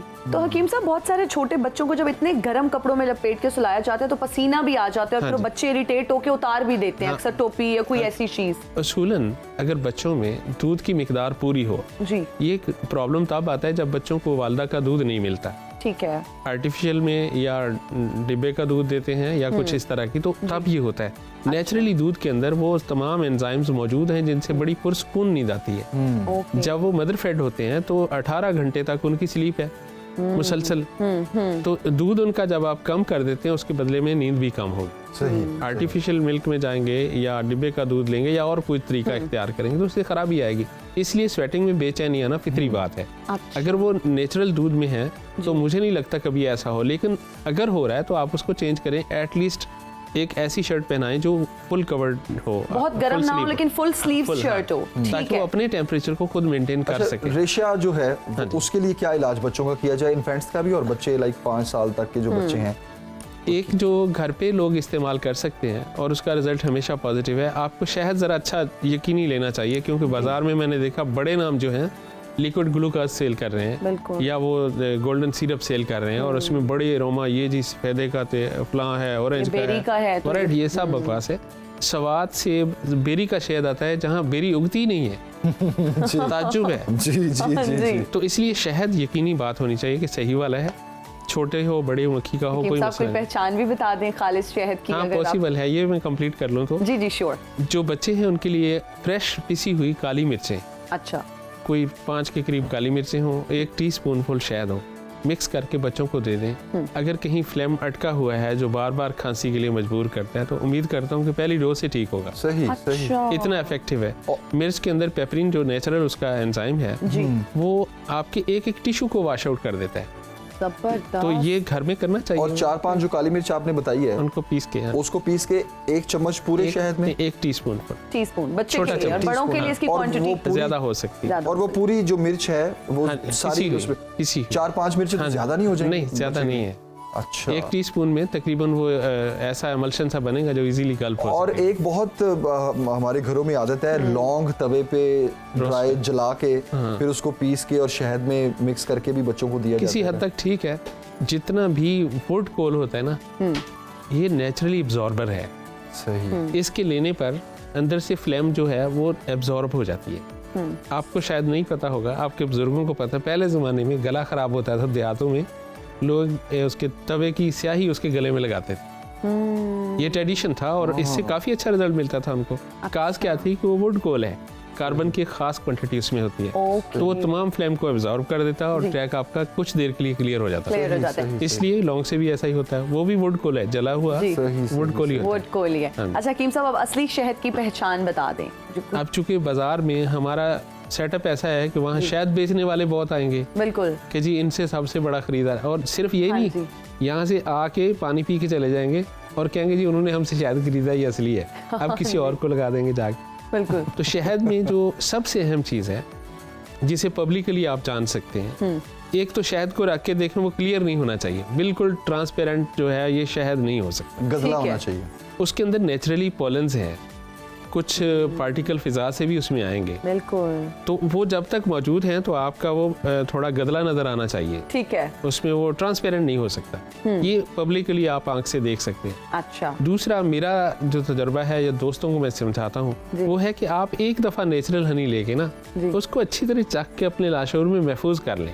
अरे जब भी वाह। शायद मिली उसी लैब से दोबारा मैच कर लीजिए, अगर सही है तो सही है। अरे वाह वाह, ये वाह, बड़ा बहुत मुश्किल अच्छी काम बात की है क्योंकि आपने। जिंदगी में किस मौके पे आपको असली शहद मिलेगा और फिर आपने उसको याद भी रखना है। इसके लिए मैं आपकी हेल्प कर सकता हूँ। ठीक है। आप खरीदें और हकीम नहीं, साहब के पास लेके जा मजे सकते की हैं। बात है, हम शायद में बिजनेस नहीं करते, हालांकि मैं असली चाहूँ शहद तो बड़े है अच्छी आपके अमाउंट कमा सकता हूँ, रियली?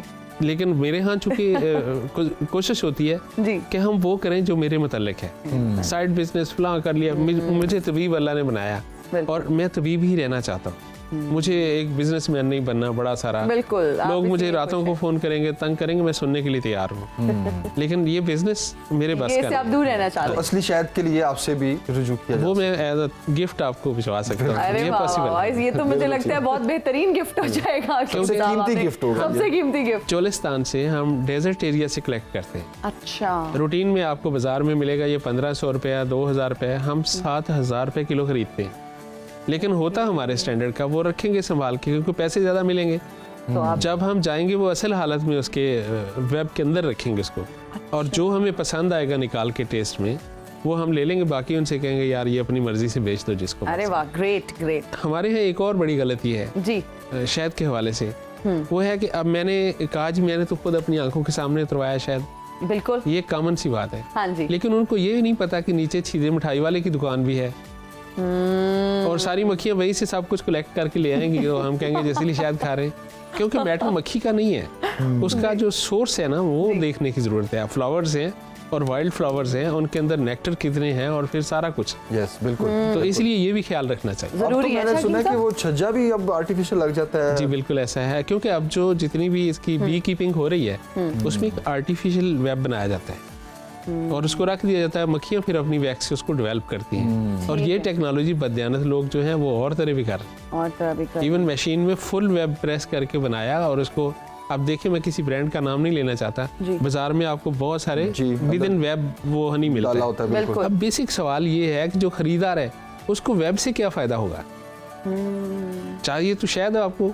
बिल्कुल। Web Attraction। का क्या और आप कीमत कितनी दे रहे हैं, तकरीबन 2.5 गुना ज्यादा, जी यानी वो 1000 रुपए का है तो ये 2500 रुपए का है। बिल्कुल बिल्कुल। वाई, इसका मतलब लोगों की बेवकूफी को कैश करवाया जा रहा है। अट्रैक्शन की जा रही है और हालांकि है अट्रैक्ट भी किया जा रहा है इस जी, तरह की बिल्कुल सारा टैक्टिक्स से। अच्छा हकीम साहब जी, कहा ये भी जाता है कि स्टीम जो है भाप ले लें तो बहुत ज़्यादा इफेक्टिव है, इस पर भी बहुत जो है ना अगेन बहुत लोग डाउटलेसली ऐसा है, लेकिन इसमें एहतियात करनी चाहिए। ठीक है। ओल्ड एज लोगों में कभी भी स्टीम नहीं देनी चाहिए। अच्छा, ओल्ड एज में नहीं देनी हाँ, चाहिए? नहीं देनी चाहिए। वजह क्या होती कि उनके फ्लेम जो हैं बहुत अच्छी एक्सपेक्टेशन नहीं कर सकते, निकाल नहीं सकते सब कुछ, और इस मॉइस्ट की वजह से उनके अंदर और ज़्यादा फ्लेम जमा हो सकती है, जी। और जो आप उसको फ्यूम कर रहे हैं, उड़ा रहे हैं, जी। वो अंदर जाके कॉम्बलेट हो सकता है, उससे सोफोकेशन आएगी उनको। तो ये जो नेबुलाइज करने का भी एक कहा जाता है वो कि तो क्या? बहुत ज्यादा रिकमेंड किया ये जाता तो है। एक खास है ना, इमरजेंसी है, जी। वहाँ आपके पास ऑप्शन नहीं है, तब आप जा रहे हैं, शौक से नहीं जा रहे हैं। और मेरा ख्याल है ये करना चाहिए, अगर कोई खुदा ना खास्ता इमरजेंसी है तो यू हैव टू डू। लेकिन अगर कोई छोटा मोटा मसला है तो आप इन चीज़ों से अवॉइड करें। फिर भी अगर कहीं आप चाहते हैं कि ये स्टीम ली जाए तो मेरी राय है उसके अंदर थोड़े से लौंग डाल दिए जाएं, अच्छा, और या उसमें नटमेग थोड़ा सा डाल दिया जाए, अच्छा, तो ये काफ़ी अच्छा रिजल्ट रखता है। इससे उनको फ़ायदा होगा, उनके जो लंग्स हैं उनको टॉनिफाई करता है ये, सही, ठीक है। उसका टॉनिक है। अच्छा हकीम साहब, जो दमे के मरीज हैं जी, उनके लिए एहतियाती तदाबीर क्या होनी चाहिए? जिस तरह आपने लाइफस्टाइल पे बात की, फिर इलाज पे की, तो अब जैसी जैसी सर्दियाँ आती हैं तो दमे के मरीजों ट्रिगर हो जाती है उनकी ये बीमारी। इसमें ना मैं थोड़ा सा सीक्वेंस से बताना चाहूँगा, अगर समझ आ जाए तो लोग खुद इसको हल कर सकते हैं। जी, जो एस्थमा है ना, उसके अंदर काज क्या है, अल्लाह ना करे माजी का ब्रोंकाइटिस अगर एस्थमेटिक काज है तो आप हल नहीं कर सकते। जी, इसकी मिसाल ऐसे किसी की उंगली कट जाए और मैं दावा करूं दवाई खिला के उगा दूंगा, तो ये हो ही नहीं सकता। बिल्कुल, अगर कोई पैथोलॉजिकल चेंज आ चुकी है, हील्ड बोन्स हैं, साबका कॉन्शियस में, या उसके अंदर कोई ऐसी चेंज आ गई तो उसको मैं हल नहीं कर सकता। पहली बात इसे डिसाइड करना चाहिए कि ये रहेगा। अच्छा, आपको टेम्परेरी ब्रोंकोडायलेटर लेने पड़ेंगे, इसको निकाल दें। दूसरा, अगर कहीं पे कुछ मौजूद है फेफड़ों में, तो उसके लिए हमारे तिब्बा भी और एलोपैथिक में भी ये गलती होती है कि हम ब्रोंकोडायलेटर देते हैं। ज़रा सांस आसान हो गया, फर्स्ट एड तो यही है, लेकिन इलाज नहीं है। हमें ये करना चाहिए, 3 हिस्सों में तकसीम कर लें। फर्स्ट ऑफ ऑल, लंग्स में फ्लैम आती 2 रास्तों से। ठीक है, एक आपका कोल्ड ब्लड, यानी जैसे मैंने हाफ स्लीप का जिक्र किया, जी, वहाँ से आके अकामुलेट करेगी फ्लैम लंग्स के अंदर, क्योंकि वो फिल्ट्रेशन यूनिट है। जी, और दूसरा ये पॉसिबल है कि आपके प्लेटाइन डिस्चार्ज, हलक से मवाद गिरता है, जिसे उर्फ में कहते हैं जी केरा पड़ रहा है, जी जी, अच्छा, वो जाके जब आप जाग रहे हो तो हो सकता है आप एक्सपेल कर दें उसे, जी, लेकिन अगर आप सो रहे हैं तो वो साइलेंटली आपके लंग्स में ही जाके स्टोर होगा। ठीक है, मॉर्निंग में आपको शदीद खांसी आएगी, वो सब निकालेंगे, 15-20 मिनट लगेंगे, फिर कुछ आसूदगी आएगी। तो हमें सबसे पहले ये करना चाहिए कि काज उसको ट्रेस कर लीजिए, रिमूव करने की कोशिश करें। जो प्लेटाइन डिस्चार्जेस हैं, ये हलक से मवाद गिरने वाली हालत है, जी, उनको आप सबसे पहले मैनेज करें। फर्ज करें, मैं कहता हूँ कि लेवेंडर के फूल बाजार में आम मिल जाते हैं, जी, और दारचीनी, ठीक है, ये 2 चीज़ें कहवा बना के लीजिए सुबह निहार। ओके, ये प्लेटाइन डिस्चार्ज को इंतहाई मौसर तरीके से मैनेज करता है। जो सारा दिन खू करते रहते हैं, हलक में सफाई करते रहते हैं, वो सारा इससे हफ्ते के अंदर मुकम्मल ठीक हो जाएगा। अच्छा, लेवेंडर के फूलों को उर्दू में भी बता उस तो खुदूस कहते हैं, ये आवाम से लफ्ज थोड़ा तो मुश्किल होगा, आप भी नहीं बोल जाएगा, जी, ड्राई लेने हैं या जी, खुश्क मिलते हैं पाकिस्तान में। पंसारियों की पंसार दुकान मिल से जाते हमें हैं, मिल जी, जाएंगे ये। तो अच्छा, ये जो फ्लावर्स हैं, ये बहुत अच्छा एंटी हिस्टामिन भी है, जी, एंटी एलर्जिक भी बड़ा शानदार है, और सबसे बढ़ के इससे फ्लेम में जो सिक्रेशन है उसको फौरन बंद करने की सलाहियत रखता है। और दारचीनी इसमें एज अ कैटलिस्ट हम इस्तेमाल कर रहे हैं। जी, ठीक हो गया। अच्छा हकीम साहब, ये भी फिर कहा जाता है, एक देसी टोटका बताया जाता है कि खुश्की की वजह से जो खांसी है ना, वो बहुत ज़्यादा अक्सर लोगों को आती है, और चाय में अगर या दूध में थोड़ा सा मक्खन ऐड करके पी लिया जाए तो वो भी बहुत इफेक्टिव होता है और खांसी से रिलीफ मिलता है। आप बताइए कि दूध या फिर दही, ये जो डेयरी प्रोडक्ट्स हैं, इसके अलावा मक्खन और घी का इस्तेमाल कितना जो है ना वो मौसर है और कितना ज़रूरी है? सबसे पहले हमें डिफाइन करना चाहिए खुश्क खांसी कहते किसे हैं। ठीक है, एज अ प्रैक्टिशनर मेरे क्लिनिक में जो सबसे ज्यादा हादसा ये हुआ खुश्क खांसी वाला, जी, उनमें 70% लोगों में कान में खारिश होती है।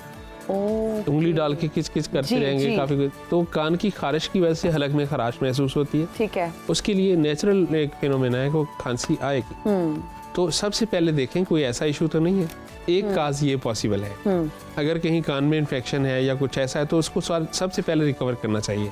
नंबर 2, जिसे हम खुश्क खांसी कहते हैं, वो जितनी मर्जी खांसी आती रहे तो उसमें एक्सपेल नहीं होता कुछ भी, ठीक है, यस, निकलेगा कुछ नहीं। काफी तगोताज के बाद एक छोटा सा फ्रॉथी फिल्म निकलेगा जो बाद में सुकून का बायस बन सकता है। जी, तो ऐसे लोगों में तिब के अंदर बहुत सारी दवाइयां हैं जो उसको ठीक कर सकती हैं। जैसा आपने कहा फूड में चेंज करें, तो दूध में घी न मिलाएं। अच्छा, एक मुनासिब चाय जो पंजाब की पतली चाय होती थी, जी, उस चाय में 1 टीस्पून से लेके 1 टेबल स्पून तक देसी घी मिला के नीम गरम सा पिला दें। अच्छा, अगर वाकयातन अंदर कुछ ऐसे माहौल हैं जिसे खुश्की कहा जाए तो ये 2-3 दिन में पीने से काफी ठीक हो जाता है। ओके, दूसरा एक ऑप्शन है जिसे आप घर में इस्तेमाल कर सकते हैं, वो है कि मलट्ठी। एक सिंपल सी चीज है, बिल्कुल। पान शॉप से मिल सकती है, दवाखाने से मिल सकती है, किचन में भी हो सकती जी, है। जी, जी, बिल्कुल। मलट्ठी का जोशांदा बना के ले लीजिए। अगर 1 टेबल स्पून जो है मलट्ठी का पाउडर हो, जी, तो उसमें 1 कप पानी डालें, हल्की आंच पे पकाएं, जब आधा रह जाए तो ये पिला दें। ये लंग्स के अंदर अगर कोई वाकई पुरानी चीज भी कहीं जमी हुई है तो उसको निकालने की कुदरत रखता है। बिल्कुल सही। हमारे हर्बल मेडिकल सिस्टम में ये top of the list expectorant है, जो सब कुछ को निकाल सकता है मुलट्ठी और सेफेस्ट है। हाँ जी, सिर्फ मिलिट्री पानी, सिर्फ मिलिट्री, कुछ और नहीं। और मिलिट्री के ऊपर अभी तो चूंकि आप एक्सेस करेंगे नेट पे तो ये एंटी कैंसर बहुत शानदार दवाई है। एंटी वायरल एफिकेसी इसमें मौजूद है। जो कोरोना का पीरियड आया था जी। उसमें हमने, अल्लाह का शुक्र है, मेरा क्लिनिक प्रॉपर रिस्पांस देता रहा। लोगों ने, डॉक्टरों ने बंद किया, साहब मैंने नहीं बंद किया। काज ये थी कि मेरे मुतल्लिक लोग जो हैं वो कहीं जा ही नहीं सकते। 80% तो वो जिनको एलोपैथिक अद्विया से एलर्जी है, वो फिर बेचारे कहाँ जाएंगे। तो मैंने जो मेरे को पॉसिबल था हमने बैक डोर से वो चलाया जी। तो अल्हम्दुलिल्लाह हमारा कोरोना का रिजल्ट जो था 80% से ज्यादा बेहतर था। जबरदस्त। और सेकंड में जो स्पेस आया उसमें अल्लाह का शुक्र, मैं चूंकि लोगों में मारूफ था तो इसलिए हमारा उस पर रश रहा और 100% रिकवरी। हकीम साहब एक जल्दी से कमेंट मोरिंगा पे भी दे दीजिएगा। बहुत सारे लोग कहते हैं कि मोरिंगा में मौत के अलावा हर चीज का इलाज है और आजकल जो है ना वो स्टोर्स पे, हमें फार्मेसीज पे उनके टैबलेट्स, उनके कैप्सूल्स, उनके पाउडर्स, उनकी ग्रीन टीज व्हाट नॉट, हर चीज ही अब तो अवेलेबल है मार्केट में। बताइएगा, इसको सुहांजना बोलते हैं शायद अपनी ज़बान। सुहांजना कहते हैं। मैं यहाँ थोड़ा सा इम्प्रॉपर है, मुझे आप कह लें आउट ऑफ ट्रैक पर्सन हूँ इस मामले में जी। हमारे यहाँ एक भेड़ चाल है। आज से 20 साल पहले जिनसिंग का पागलपन आया, 10 साल पहले हैथॉन का आया और सारी दुनिया इसके पास पीछे भागी और अब जो है मोरिंगा का है। एग्जैक्टली। जिन लोगों ने फार्मिंग की है, ये मैंने देखा 25 एकड़ उन्होंने मोरिंगा लगा दिया एक बंदे ने, और लगा के अब वो बेचारा उठाए फिर रहा है, यार मैं बेचूं कहाँ। उसको किसी तरह भी नहीं ले रहा कोई जी। तो अगर ये इतना ही मौसर होता ना तो मेरा बकरा तो बड़ा कमाल फिजा में उड़ने वाला बनता है।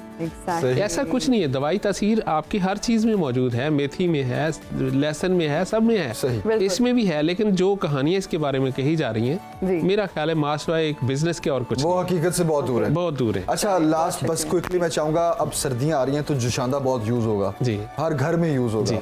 तो वो चाय में मिक्स करने वाला जुशांदा भी आता है और पकाने वाला भी जुशांदा आता है, दोनों ठीक है? देखिए मेरा मशवरा होगा कि जो नेचुरल हर्ब्स है ना उन पे रहें आप, सही, ये सबसे बेहतर रास्ता है। आप कोई जुशांदा के लिए भी रेसिपी बता दें, किस चीज का जुशांदा हम पी सकते हैं? एक तो मैंने पहले जिक्र किया, वो भी ठीक है, लेकिन जो कॉमनली आप जिसे आप डेली बेड टी समझ लें बना सकते हैं, उसमें सौंफ, ठीक है, हल्दी और बड़ी इलायची।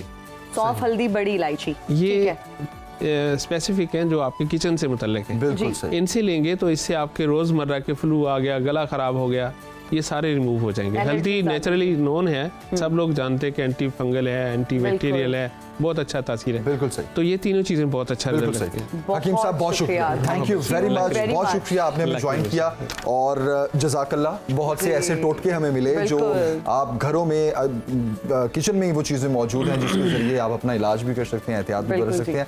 ब्रेक लेते हैं जनाब, ब्रेक के बाद जल्दी से वापस आते हैं। देखते रहिए सुनो पाकिस्तान, सुबह की हर बात।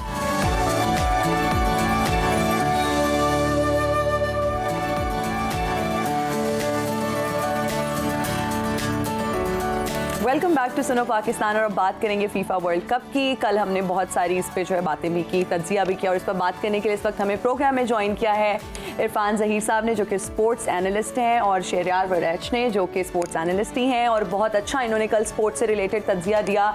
और कल के अगर मैच की बात करें तो जर्मनी का मैच हुआ जी जापान के साथ, और अक्सर ये देखा गया है कि जर्मनी अपने ओपनिंग के जो मैचेस होते हैं उनमें लड़खड़ा जाते हैं। अगर थोड़े से हम फैक्ट्स की बात करें तो 2018 में भी जो मैच हुआ मेक्सिको के अगेंस्ट, उसमें भी जर्मनी की परफॉर्मेंस अच्छी नहीं थी और इसी तरह उनको शिकस्त का सामना करना पड़ा। कल भी फर्स्ट हाफ में उनकी परफॉर्मेंस बहुत अच्छी थी और एक्सपेक्ट ही किया जा रहा था कि जापान से जीत जाएंगे, लेकिन ऐसा नहीं हुआ और जापान ने कल ये मैच जीता। तो शहरयार आपका कल का भी एक बड़ा अपसेट था बिल्कुल। शहरयार आपका तज्जिया क्या कहता है इस पे? जापान जब इस देखिए अपसेट तो है ये बहुत बड़ा, प्लस इनका ग्रुप इस तरह से बड़ा बना हुआ है कि भी इनके साथ स्पेन और जापान, ऑस्ट्रेलिया, तो अब ये ग्रुप बहुत ही ओपन हो गया एकदम से। और जर्मनी के लिए अब मुश्किल होने वाली है क्योंकि आगे स्पेन के साथ इनका अगला मैच है, तो वो स्पेन के ऊपर भी बात करेंगे। लेकिन जर्मनी का जो है वो जब ये मैच शुरू हुआ है तो पहला जो चांस था, जो सही चांस था, वो जापान के पास था।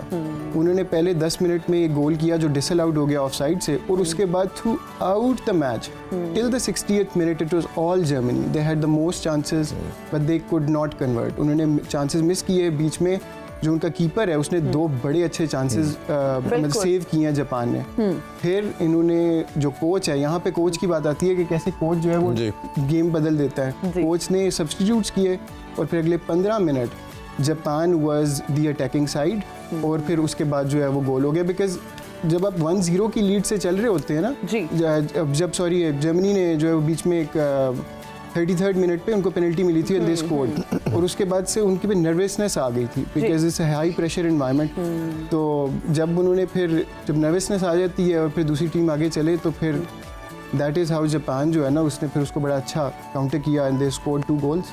ये तो रेजिलियंस की बात करें ना तो जी। जापान ने बड़ी खूबसूरत रेजिलियंस शो की। जिस तरह शहरियार ने कहा कि पूरा मैच उन्होंने 60-70 मिनट तक रादर उन्होंने अपने कंट्रोल में रखा। बट जिस तरह क्रिकेट में कहते हैं ना लास्ट बॉल तक आपको खेलना है, अनप्रेडिक्टेबल आपने लगे रहना है, मैच खत्म नहीं होता। यही चीज़ जापान ने की। दे वर थिंकिंग अबाउट इट कि हमने चांसेस मिल रहे हैं, हमने ग्रैब किए, किसी तरह उनको रोके रखा, चांसेस मिस भी हुए, थोड़ा अनलकी भी रहे। और फिर जब उन्होंने आखिर में जब 10-15 मिनट आए तो आपको पता बॉडी एनर्जी लेवल थोड़ा डाउन होता है। तो जापान ने प्लानिंग की हुई थी कि चलें अभी वी हैव द चांस। फिर उन्होंने लास्ट 15 मिनट के अंदर पूरा थ्रोटल पे जोर लगाया।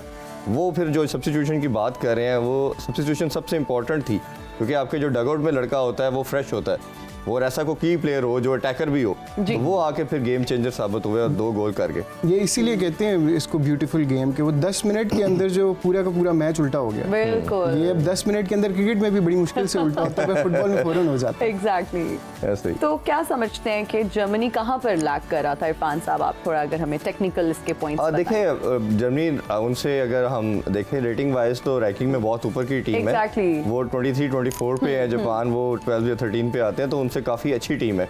और कंसीडरिंग दिस फैक्ट कि वो 3 दफ़ा के वर्ल्ड चैंपियन भी हो चुके हैं और तमाम टाइटल भी जीत चुके हैं, तो बड़ी ज़बरदस्त साइड थी। मेरा ख्याल है वो सिर्फ और सिर्फ वो पैनिक करके जो थोड़े अनलकी होने की वजह से उनके चांसेस जो मिस हुए, वो फ्रस्ट्रेशन एलिमेंट थोड़ा सा उनके प्लेयर उनके कोच के बॉडी लैंग्वेज में काफ़ी नजर आ रहा था। नर्वस हो चुके हुए थे कि भाई हम इसको कैसे लीड को रोकें, एंड जापान ने उसी टाइम पे पाउंस किया। They did well. और जो सेकंड गोल था वो तो प्रॉब्ली 0 एंगल से उन्होंने जाके बहुत खूबसूरत गोल किया। That was down to the quality of the player and the shot. कि जिस एंगल्स के आपको 0 एंगल से करना बहुत मुश्किल होता है कीपर को बीट करना, वो मेरा ख्याल है मैनुअल नॉयर जो है जर्मनी का जो कीपर है, ही कब से खेल रहा है, वो तो होता है अभी रिटायर होगा but he is still going. उनका he is one of the best keepers in the world, उसको भी उसने बीट किया, तो दैट वाज वेरी नाइस। बिल्कुल सही हो गया जी। अच्छा, जापानीज ने वैसे हाई प्रेसिंग गेम खेली और एनर्जी लेवल उनका बहुत अच्छा था, और जिस अच्छे मोराल के साथ फिर उन्होंने खेला, तो आई थिंक वो भी कमेंडेबल है। और ये गेम की स्पिरिट जो मेन ये चीज़ें बहुत काउंट करती हैं। देखिए, मैं अभी शहरियार से ये बात कर रहा था कि हमने देखा कि जापानीज की बात कर लें, कोरियन की बात कर रहे हैं, ये फिजिकली बहुत फिट है। ये आप पूरे 90 मिनट भी देखेंगे, इवन हॉकी के अंदर भी आप अगर इनको फॉलो करेंगे तो ये किसी लम्हे भी आपको ये नहीं लगेंगे फटीग आ रही है इनकी बॉडी के ऊपर, तो बहुत फिजिकली फिट है। तो वो उसी का उन्होंने एक अपनी फिटनेस की वजह से मेरा ख्याल है वो मैच ले गए। इसी तरह हम अगर थोड़ा सा स्पेन के मैच की भी बात करें तो जिस तरह उन्होंने कोस्टा को 7-0 से हराया, वो भी एक स्किल भी आपको नजर आई, फिटनेस लेवल भी नजर आया और गेम प्लानिंग भी नजर आई। जो हम बात करते हैं ना इसके अंदर हॉकी या फुटबॉल के अंदर कि आप किस तरह ऑल्टरेशन करते हो, पासिंग किस तरह करते हो, वो एक पूरा ब्लेंड नज़र आया उसके अंदर। तो स्पेन एक ऐसी साइड मुझे नज़र आ रही है। स्पेन की बात कर लेते हैं तो वो एक ऐसा डॉग हॉर्स, या फ्रांस की बात करें, हमने कल देखा फ्रांस भी बहुत खूबसूरत फुटबॉल खेल रही है। तो ये 2 टीमें तो वैसे ही स्टैंड आउट कर रही हैं कि जो बाकी टीमों से आपको डिफरेंशिएट नजर आ रहा है, इनका डिफरेंस नजर आ रहा है कि बहुत क्वालिटी फुटबॉल खेल रही है। तो स्पेन ने जो इनका मैच हुआ है, इन्होंने वर्ल्ड रिकॉर्ड, इन्होंने अपना रिकॉर्ड ब्रेक किया, और 7-0 जो है वो वर्ल्ड कप के अंदर करना कोई मतलब आसान काम नहीं है। लेकिन जिस तरीके से उन्होंने आउट प्ले किया, ये स्पेन पोजेशन गेम खेलता है, इनको गेम को, इनकी जो type of style of football है, इसको कहते हैं टिकी टाका पासिंग गेम। टिक टिक टिक टिक करके कहते हैं भाई हमने पास करते करते गोल करना है, हमने भागना तो है ही नहीं। तो उसी की जो कुछ स्टैट्स हैं वो ये है कि भाई इन्होंने इस मैच के अंदर 82% पोजेशन इनके पास था और 18 उनके पास था, और इन्होंने इतना डोमिनेट किया है कि कोस्टा रिका जो है they could not even make one single shot on goal. उनके 0 शॉट्स हैं पूरे मैच के अंदर। और ये बोला भी जाता है अक्सर कि यूरोपियन स्टाइल ऑफ फुटबॉल कहा जाता है इनका, जो पर्टिकुलरली जर्मनी का भी कहा जाता है कि ये इस स्टाइल की फुटबॉल खेलते हैं कि इतनी ज़्यादा पासिंग करते हैं कि दूसरी अपोजिशन को वो चांस ही नहीं देते कि वो उनसे बॉल ले सके। और 82 का फिगर आप देखें ना, पोजीशन इतनी देर रखेंगे तो दूसरे ने क्या शॉट एंड गोल किया। Exactly. ऐसे ही अभी लेकिन इसी इन्हीं दो जो रिजल्ट्स हैं ना, इससे जो अगला मैच है ना बहुत एक्साइटिंग हो गया। हाँ। जर्मनी वर्सेस स्पेन का संडे को होना है। मैं तो बहुत I am looking forward to that match. तो मेरा ख्याल है यार अगला जो हर टीम का जो नेक्स्ट मैच है वो बहुत इंपॉर्टेंट है, क्योंकि कोई टीम हारी हुई है, किसी के लिए लास्ट चांस है इस वर्ल्ड कप में रहने के लिहाज से, तो वो अपना 100% से भी ज़्यादा देने की कोशिश करेंगे और मोस्ट लाइकली 80% या 90% टीमों का डिसाइड भी हो जाएगा कौन कौन सी टीमें बाहर हो रही हैं। कौन सी टीमें जा जी रही जी जी। ठीक हो क्रोएशिया गया। और मोरक्को का मैच बराबर हो गया, क्रोएशिया मोरक्को का मैच बराबर हो गया। तो उस अब जो कल आज जो मैचेस होंगे उस हवाले से पहले अगर बेल्जियम का भी एक मैच था, बेल्जियम ने भी जीता मैच, 1-0 जीत गया। 1-0 जीत गया कनाडा से। बेल्जियम जो है वो सेकंड नंबर की टीम है। फीफा रैंकिंग में सेकंड है और कनाडा जो है वो आई थिंक 43 पे है, 43 पे है। बट कल का मैच जो है वो एक स्टैट है इनके बड़े, क्योंकि बड़े टेक्निकल हो गए हैं स्टैट्स, तो एक स्टैट निकाला हुआ है एक्सपेक्टेड गोल्स का। जी। एक्सपेक्टेड गोल्स क्या होता है कि जितने चांसेस आपने बनाए हैं, जिस तरीके की आपने ओवरऑल गेम खेली है, जितने पासेस कंप्लीट किए हैं, उससे वो एक थ्योरेटिकल वैल्यू निकलती है कि आप आइडियली कितने गोल्स आपके होने चाहिए। एग्जैक्टली। तो इवन दो कनाडा हारा है और बेल्जियम जीता है, जी। जो एक्सपेक्टेड गोल्स हैं वो कनाडा के 3 थे और इनके जो है वो 1 से कम थे। तो कनाडा ने एक्चुअली में आउट प्ले किया है बेल्जियम को, बट उनकी जो फिनिशिंग की जो क्वालिटी है, जो कुछ उनके सुपरस्टार्स हैं बेल्जियम के अंदर, उनकी वजह से वो एक गोल जो है उन्होंने कर लिया है, वरना इट वाज कनाडा। और पहले हाफ में तो कनाडा का बोला जाता है कि ये वो वाइस साइड है जो अभी 3-4 साल पहले 120 रैंक पे थी, उससे ये शिफ्ट करते हुए, ये फुटबॉल में इजी टास्क नहीं होता कि 3-4 साल के अंदर आप 120 से 43 नंबर पे आए। और ये इसका कहा भी जा रहा था वर्ल्ड कप के स्टार्ट से पहले कि अगर आप ये नीचे वाली जो सेकंड या थर्ड ईयर की टीम में से ये वाइट टीम है जो अपसेट करके आगे आ सकती है, सुपर 16 की बात करें नेक्स्ट मरले के लिए, तो ये इसकी बात की जा रही थी। तो कल उन्होंने वो क्वालिटी शो भी की अपनी गेम के अंदर, बट थोड़ा सा मेरा ख्याल है समहाउ अनलकी रहे कि वो कन्वर्जन नहीं कर पाए। ऐसे ही है उनके चांसेस जो हैं, कनाडा के चांसेस वो एक्चुअली में 22 शॉट्स थी वर्सेस बेल्जियम की 9। लेकिन आप इसी से अंदाज़ा कर लें कि वो कितना ज़्यादा उन्होंने प्रेस किया। लेकिन I think credit goes to जो डिफेंडर्स हैं ना बेल्जियम के, उन्होंने डिफेंडिंग बड़ी अच्छी की है and that is why they could not convert. तो ये, और उसके अलावा मोरक्को और जो क्रोएशिया का मैच है उसके अंदर भी पहला हाफ जो है वो मोरक्को के साथ था और उनके चांसेस भी काफ़ी थे, लेकिन इन्होंने बीच में जो क्रोएशिया है उनका भी जो कल है ना वो फिनिशिंग फुट उनके पास नहीं था। They could not really convert there chances. Second half में उन्होंने काफ़ी अच्छा खेला बट टू नो अवेल। बिल्कुल। हालांकि मेरा ख्याल है जमील आज के मैचेस में बात करना चाह रहे हैं। मैं चाह रहा हूँ आज के मैचेस में क्या होने वाला है। आप दोनों से मैं चाहूंगा कि आज के मैचेस पर जरा तज्जिया करें। स्विट्जरलैंड आज भी कोई अपसेट होने जा रहा है? मैच है पहला, आज Switzerland and Cameroon. Switzerland and Cameroon. अच्छा, जी। कैमरून की इंटरेस्टिंग चीज़ ये है कि कैमरून इस दफ़ा वर्ल्ड कप में 36 इयर्स के बाद जो है वो आ रहे हैं। 36 इयर्स तक 36 इयर्स के बाद they have qualified। और कैमरून वो एक कंट्री है जिसने सबसे ज़्यादा वर्ल्ड कप्स अफ्रीका की तरफ से जो है वो क्वालिफाई किए हैं। They have been a very good team since the 1950s, 1940s, 1960s, 70s, और उसके बाद से उनका ऐसा स्लम्प आया है कि वो, लेकिन अब जाके वापस दे कमिंग। तो कैमरून का जो है वो फॉर्म भी उनकी 2 ड्रॉज हैं और 2 लॉसेज हैं जो लास्ट 2 मैचेस हैं, और स्विट्जरलैंड के जो 3 विन्स हैं और 2 लॉसेज हैं। मोर और लेस साथ साथ चल सकता है। इनके कुछ ऐसे 1-2 प्लेयर, स्पेशली स्विट्जरलैंड के अंदर एक जो प्लेयर है इनका स्ट्राइकर एम्बोलो, जी, वो कैमरून बॉर्न है लेकिन वो स्विट्जरलैंड के साथ खेल रहा है। तो ये एक वेरी इंटरेस्टिंग है। वो he could have been a Cameroon player. तो लेकिन ये इंटरेस्टिंग मैच होगा इनके अंदर। और दूसरा मेरा यूरुग्वे का और साउथ कोरिया की जिसने हमने बात की कि इनके प्लेयर भी उसी तरह फिटनेस पूरा 90 मिनट्स, इनके पास स्किल लेवल शायद उतना ज़्यादा ना हो बट फिटनेस पे ये किसी को कम्पीट नहीं करने देते। ऐसे ही है। इसमें इनका जो मेन प्लेयर है वो सॉन है, स्पर्स के साथ खेलता है। He is a world class player south Korea का। लेकिन उसकी फिटनेस के अभी इश्यूज हैं। अगर तो वो खेलता है तो बड़ी अच्छी उनके लिए बात होगी, अगर वो नहीं फिट होता तो फिर आई थिंक यूरुग्वे जो है वो इस मैच को ले जाएगी, because Uruguay is ranked 14th है। उनमें बड़े वर्ल्ड क्लास प्लेयर्स हैं, लुइस सुआरेज है, वल्वर्डे है, रियल मैड्रिड से खेलता है। और यूरुग्वे जो है वो they've always punched above the weight. उनको इतनी पजीराई नहीं मिलती जितनी वो एक्चुअली में क्या कहते हैं डिजर्व करते हैं। वो इंजन है, वो बस जो है ना वो काफ़ी अच्छा परफॉर्म करते हैं नॉर्मली वर्ल्ड कप्स के अंदर, और 2 टाइम वर्ल्ड चैंपियंस हैं। So which is not a small हाँ, फीट एट बिल्कुल ऑल। ऐसे ही। जी उसके अलावा जो मैचेस हैं फिर ब्राज़ील और सर्बिया के, जी उससे पहले पुर्तगाल और घाना का है। जी जी जी और वो मेरा ख्याल है मोस्ट वांटेड किस्म का मैच मैच सब है, रोनाल्डो को बिल्कुल, देखने के लिहाज रोनाल्डो से की सारे वजह से। चाहेंगे। और मुझे भी ये लगता है कि जिस तरह मेसी ने कहा कि मेरा लास्ट वर्ल्ड कप होगा और जी। मैं चाहूंगा कि मिनी नोट पे जाऊँ, रोनाल्डो भी यही चाह रहा होगा। अभी वो कैरियर की डिक्लाइन की तरफ जा रहा है उनका, ओबियसली एंड की तरफ, और ये वो भी चाह रहे होंगे कि अगर वो किसी तरह ये जिता रहे, एक टाइटल एक रह गया उनके कैरियर के अंदर, और वर्ल्ड कप से बड़ी चीज़ तो कोई नहीं होती।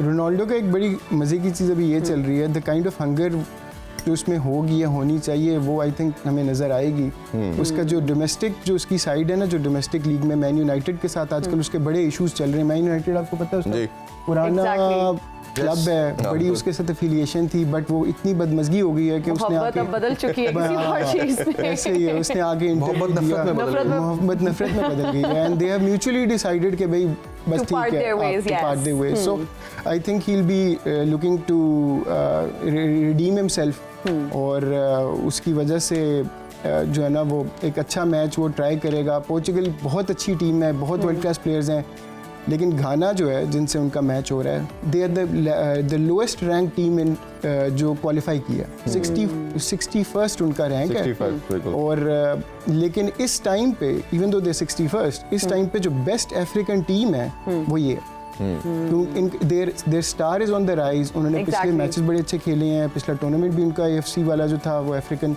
वो बड़ा अच्छा गया था, और बड़ा इंटरेस्टिंग मैच हो सकता है अगर ये जो हमारे स्टार्स हैं उनको वो काबू में रख सकते हैं गाना। बिल्कुल। और रात 12 बजे ब्राजील का 12 मैच है। अब बिल्कुल ब्राजील मेरा ख्याल है तीसरी ऐसी साइड होगी जिसको सब देखना चाहेंगे। जिस तरह हमने स्पेन की बात की, फ्रांस की बात की, और ब्राजील रैंक पे नंबर 1 है। Exactly. और मेरा ख्याल है वो इसी नोट से जाना चाहेंगे। और ओवरऑल अगर पूरी दुनिया में देखें तो हम सबसे ज़्यादा व्यूवरशिप भी ब्राज़ील की होती है, कि दुनिया उनको देखना चाहती है, उनके प्लेयर्स को। और 2-3 स्टार प्लेयर है, नेमार की बात करें तो वो भी एक बहुत बड़ा स्टार प्लेयर है। तो मेरा ख्याल है कि ज़्यादा तो चांसेस ब्राज़ील के हैं कि वो जीतेंगे। और क्वालिटी फुटबॉल जो देखने को मिलती है, ये 2-3 साइड का हमें वैसे ही Exactly. डिफरेंट नज़र आता है। ये काफ़ी आउटस्टैंडिंग किस्म की फुटबॉल खेलते हैं। इसमें ब्राज़ील का ये है कि ब्राज़ील अनडिस्प्यूटेड किंग्स हैं फुटबॉल के।